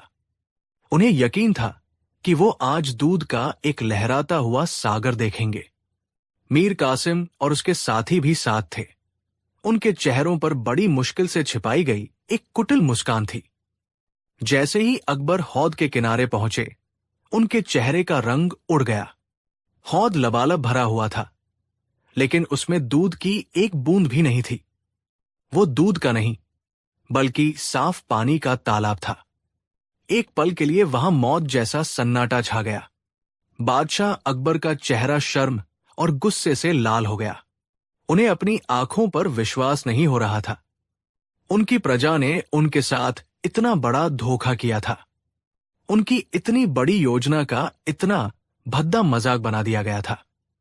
तभी मीर कासिम को अपना मौका मिल गया। वो नाटकीय ढंग से आगे बढ़ा और चिल्लाया, धोखा! जहां पनाह, ये सरासर धोखा है। आपकी प्रजा ने आपकी पीठ में छुरा घोंपा है और इस सब के जिम्मेदार हैं आपके सबसे चहेते सलाहकार बीरबल। उसने बीरबल की ओर उंगली उठाते हुए कहा, इन्होंने ही इस मूर्खतापूर्ण योजना का समर्थन किया था। एक बुद्धिमान सलाहकार का बर्ज होता है कि वो बादशाह को आने वाले खतरे से आगाह करे, लेकिन ये तो खुद ही इतने बड़े मूर्ख निकले कि इन्हें इतनी सीधी सी बात समझ नहीं आई कि लोग दूध की जगह पानी डालेंगे। इनकी मूर्खता की वजह से आज पूरी दुनिया के सामने आपकी और सल्तनत की बेइज्जती हुई है। इन्हें इनके पद से हटाकर सजा मिलनी चाहिए। बाकी साजिशकर्ता भी हाँ में हाँ मिलाने लगे। हाथ जहांपनाह, बीरबल को सजा मिलनी चाहिए। अब माहौल पूरी तरह से बीरबल के खिलाफ हो चुका था। बादशाह का गुस्सा सातवें आसमान पर था और उनकी नजरें बीरबल से जवाब मांग रही थी। बीरबल अपनी जिंदगी के सबसे बड़े इम्तिहान में खड़े थे। एक तरफ बादशाह का क्रोध था, दूसरी तरफ साजिशकर्ताओं का फैलाया जाल और तीसरी तरफ प्रजा का सामूहिक धोखा। लेकिन बीरबल के चेहरे पर घबराहट का कोई निशान नहीं था। वो शांत भाव से आगे बढ़े। उन्होंने बादशाह को सलाम किया और कहा, जहां पनाह, इसमें प्रजा का कोई दोष नहीं है और न ही ये योजना असफल हुई है, बल्कि ये तो हमारी उम्मीद से भी ज्यादा सफल हुई है। ये सुनकर सब हैरान रह गए। सफल हुई है?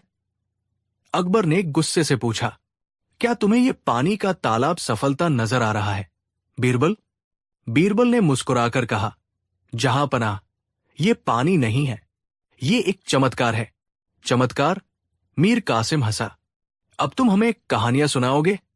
बीरबल ने उसे नजरअंदाज करते हुए कहा, जहांपनाह, मैंने इस योजना का समर्थन इसलिए किया था क्योंकि मुझे पता था कि आज की रात एक दिव्य घटना होने वाली है।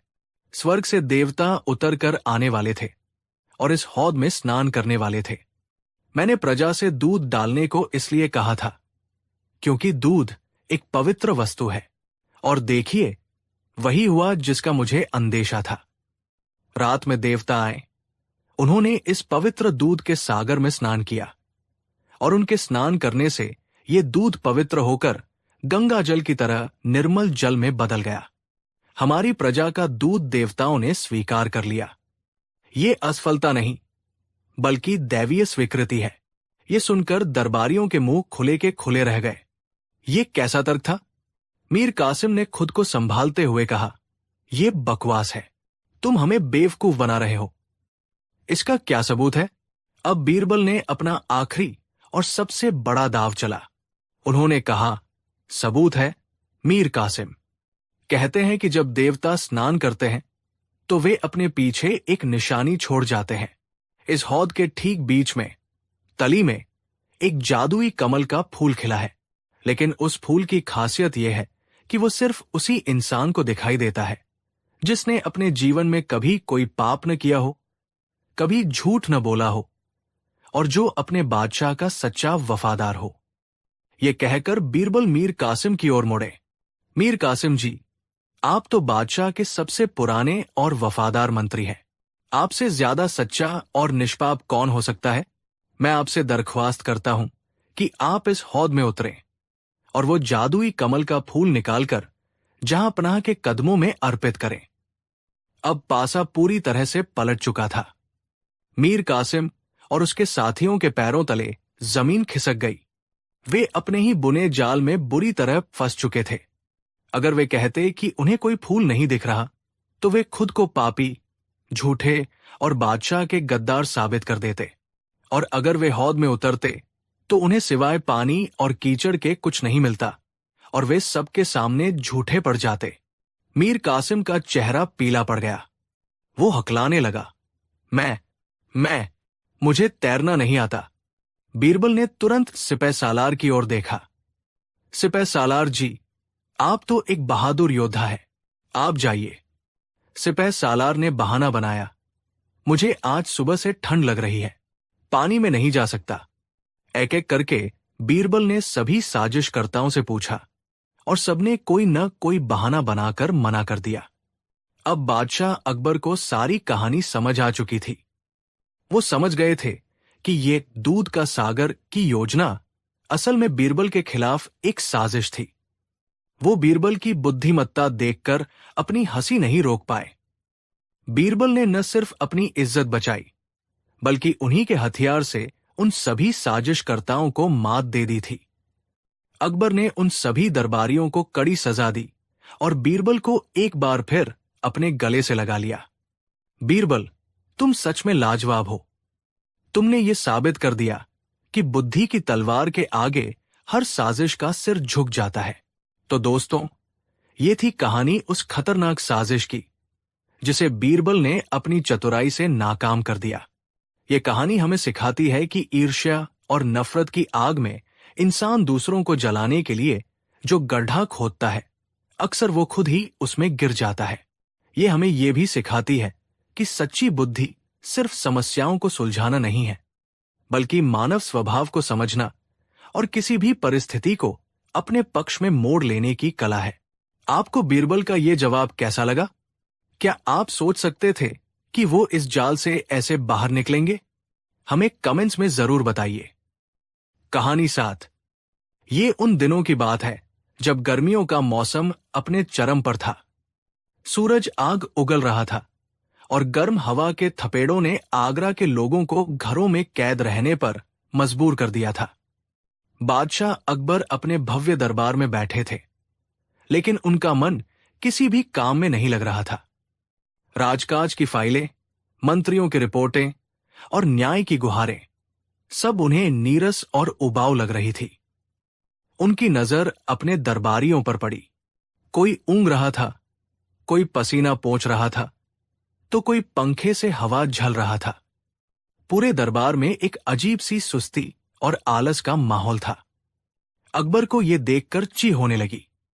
उन्हें अपने दरबारियों की बुद्धिमत्ता को परखने और इस सुस्त माहौल में थोड़ी हलचल मचाने की एक तरकीब सूझी। अकबर अपने सिंहासन पर तनकर बैठ गए और उनकी आवाज में एक चुनौती का भाव था। दरबारियों, उनकी आवाज गूंजी, जिससे ऊँग रहे लोग भी चौंक कर सीधे हो गए।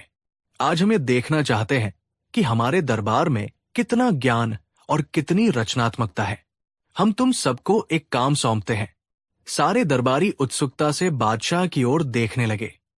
अकबर ने कहा, हम चाहते हैं कि तुम में से कोई एक ऐसी चीज बनाए।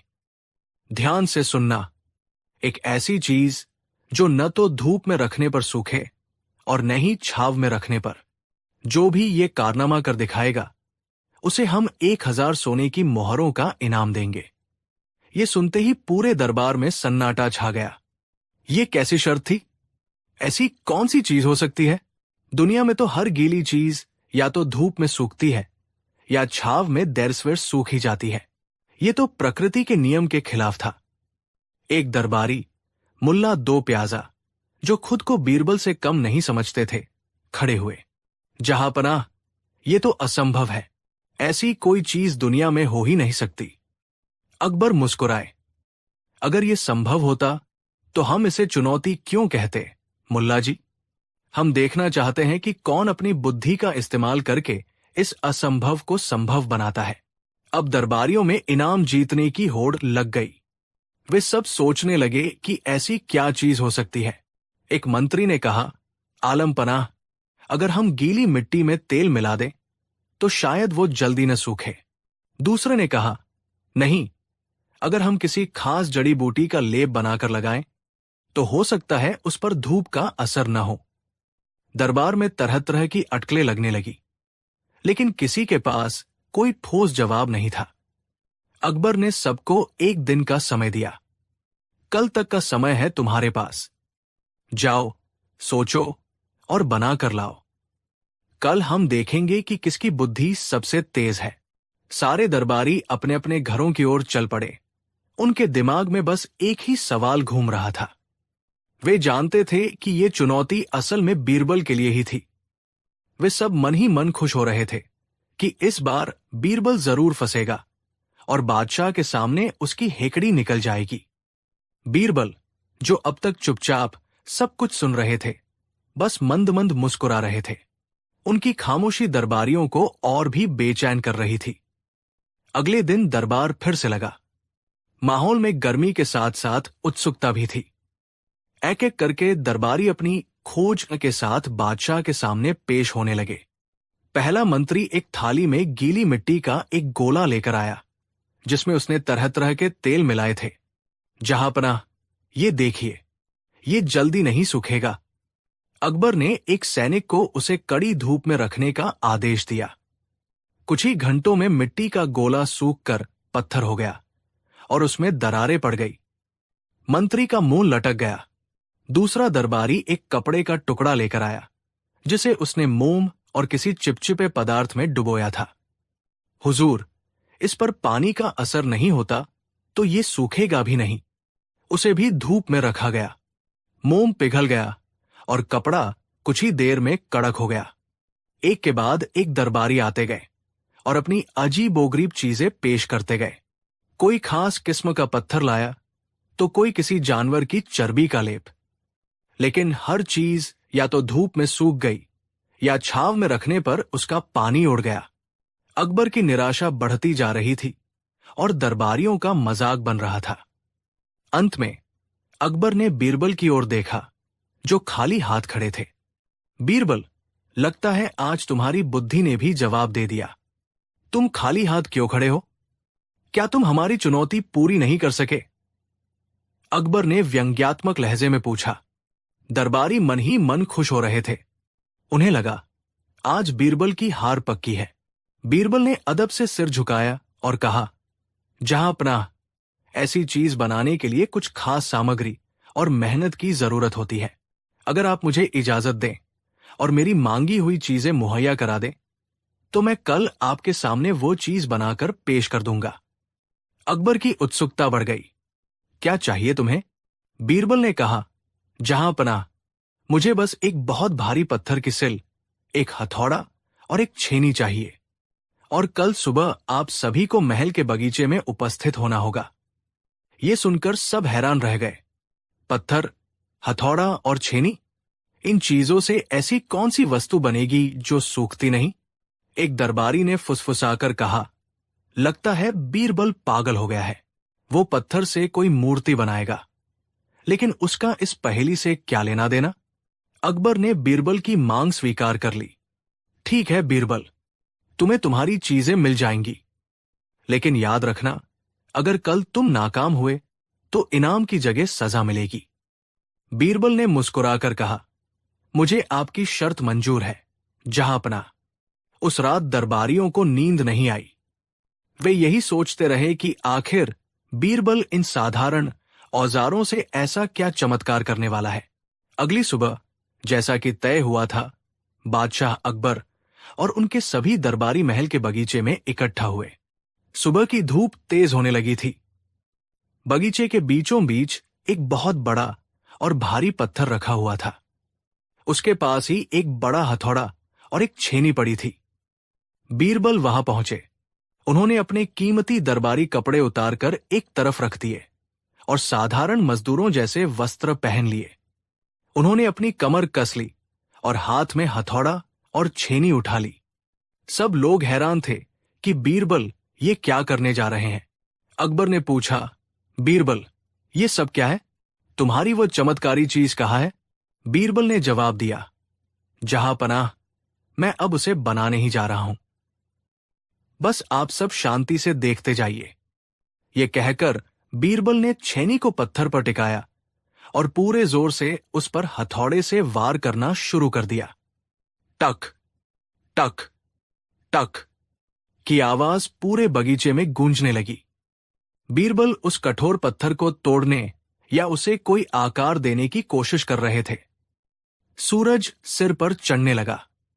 धूप तेज और तेज होती गई। बीरबल बिना रुके पूरी लगन और ताकत से पत्थर पर वार करते रहे। वो कोई कुशल कारीगर नहीं थे, इसलिए उनका हर वार बहुत मेहनत की मांग कर रहा था। दरबारी आपस में कानाफूसी करने लगे। ये तो समय बर्बाद कर रहा है, बादशाह को बेवकूफ बना रहा है।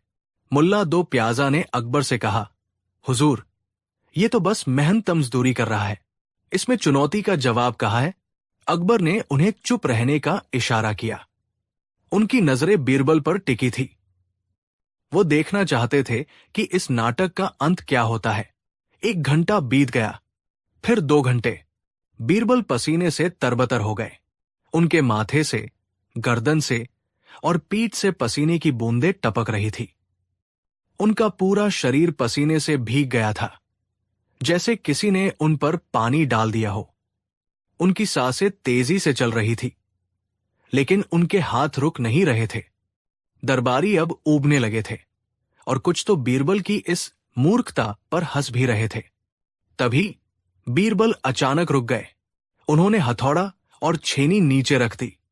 वो सीधे बादशाह अकबर के सामने जाकर खड़े हो गए। उनका शरीर पसीने से चमक रहा था। उन्होंने अपनी उंगली से अपने माथे पर आए पसीने की एक बूंद को छुआ और उसे बादशाह के सामने करते हुए बोले, जहांपनाह, ये रही वह चीज जो आपने बनाने को कही थी। सब लोग हैरान रह गए। क्या पसीना? अकबर ने भी चौंक कर पूछा, बीरबल, ये क्या मजाक है? ये तो सिर्फ पसीना है। तुम्हारी चुनौती का क्या हुआ? बीरबल ने बड़ी शांति और गंभीरता से जवाब दिया, जहांपनाह, ये सिर्फ पसीना नहीं है। यही आपके सवाल का जवाब है। यही वो चीज है जो न धूप में सूखती है, न छाव में। दरबार में एक पल के लिए खामोशी छा गई। किसी को कुछ समझ नहीं आ रहा था। एक दरबारी ने हंसते हुए कहा, पसीना तो सूख जाता है। बीरबल झूठ बोल रहे हैं। बीरबल उस दरबारी की ओर मुड़े और पूछा, अच्छा, तो बताइए, पसीना कब सूखता है? दरबारी ने कहा, जब हवा लगती है या जब हम काम करना बंद कर देते हैं। बीरबल मुस्कुराए। आपने जवाब खुद ही दे दिया। अब जहांपनाह के सवाल पर गौर कीजिए। बीरबल ने अकबर को संबोधित करते हुए अपनी बात समझानी शुरू की। आलमपनाह, आपने एक ऐसी चीज बनाने को कहा था जो न धूप में सूखे न छाव में। अब आप मेरे इस पसीने को देखिए। क्या ये धूप में सूखता है? बीरबल ने पूछा। नहीं, बल्कि जितनी ज्यादा धूप होगी, जितनी ज्यादा गर्मी होगी और मैं जितनी मेहनत करूंगा, ये उतना ही ज्यादा निकलेगा। तो ये धूप में सूखता नहीं, बल्कि और बढ़ता है। अब दूसरा सवाल बीरबल ने जारी रखा, क्या ये छाव में सूखता है? अगर मैं इसी पत्थर को किसी पेड़ की छाव में ले जाकर तोड़ूं और उतनी ही मेहनत करूं, तो क्या मुझे पसीना नहीं आएगा? बिल्कुल आएगा। तो ये छाव में भी नहीं सूखता। बीरबल ने एक पल का विराम लिया और फिर अपनी सबसे महत्वपूर्ण बात कही, जहांपनाह, पसीना धूप या छाव की वजह से नहीं सूखता।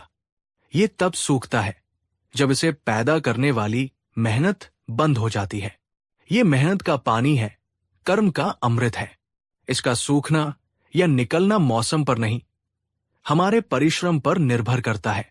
ये सुनते ही बादशाह अकबर की आंखें आश्चर्य और प्रशंसा से चौड़ी हो गई। दरबारियों के मुंह खुले के खुले रह गए। उन्हें अपनी कानों पर विश्वास नहीं हो रहा था। बीरबल ने एक साधारण सी शारीरिक क्रिया को कितनी गहरी दार्शनिक सोच से जोड़ दिया था। अकबर अपने सिंहासन से उठे और बीरबल के पास आए। उन्होंने बीरबल की पीठ थपथपाई। वाह बीरबल, वाह! मान गए तुम्हारी बुद्धि को। तुमने न सिर्फ हमारी चुनौती पूरी की, बल्कि हमें एक बहुत बड़ा सबक भी सिखाया है। तुमने साबित कर दिया कि दुनिया की सबसे कीमती चीज परिश्रम का पसीना ही है, जिस पर बाहरी परिस्थितियों का कोई असर नहीं होता। अकबर ने अपने गले से मोतियों की माला उतारी और बीरबल को पहना दी। उन्होंने घोषणा की, बीरबल को 1,000 नहीं बल्कि 5,000 सोने की मोहरों का इनाम दिया जाएगा। इन्होंने ये साबित किया है कि सच्ची बुद्धि किताबों में नहीं बल्कि जीवन को गहराई से समझने में होती है। सारे दरबारियों के सिर शर्म से झुक गए। वे बीरबल की प्रतिभा के आगे एक बार फिर नतमस्तक थे। तो दोस्तों, ये थी कहानी उस असंभव लगने वाली पहेली की, जिसे बीरबल ने अपनी सूझबूझ से न सिर्फ सुलझाया बल्कि उसे एक गहरे संदेश में बदल दिया। पसीना मेहनत का फल। ये कहानी हमें सिखाती है कि कुछ चीजें भौतिक नियमों से परे होती है। परिश्रम का परिणाम किसी धूप या छाव का मोहताज नहीं होता। जब तक आप मेहनत करते रहेंगे, उसका फल आपको मिलता रहेगा, चाहे परिस्थितियां कैसी भी हों। बीरबल का जवाब सिर्फ एक चालाक उत्तर नहीं था, बल्कि जीवन का एक सार था। यह हमें याद दिलाता है कि हमें समस्याओं को केवल सतह पर नहीं देखना चाहिए, बल्कि उनकी गहराई में जाकर उनके असली अर्थ को समझना चाहिए। आपको बीरबल का यह लाजवाब जवाब कैसा लगा? क्या आपने कभी इस नजरिए से सोचा था? आपकी अपनी जिंदगी में मेहनत के पसीने का क्या महत्व है? अपने विचार हमारे साथ कमेंट सेक्शन में जरूर साझा करें।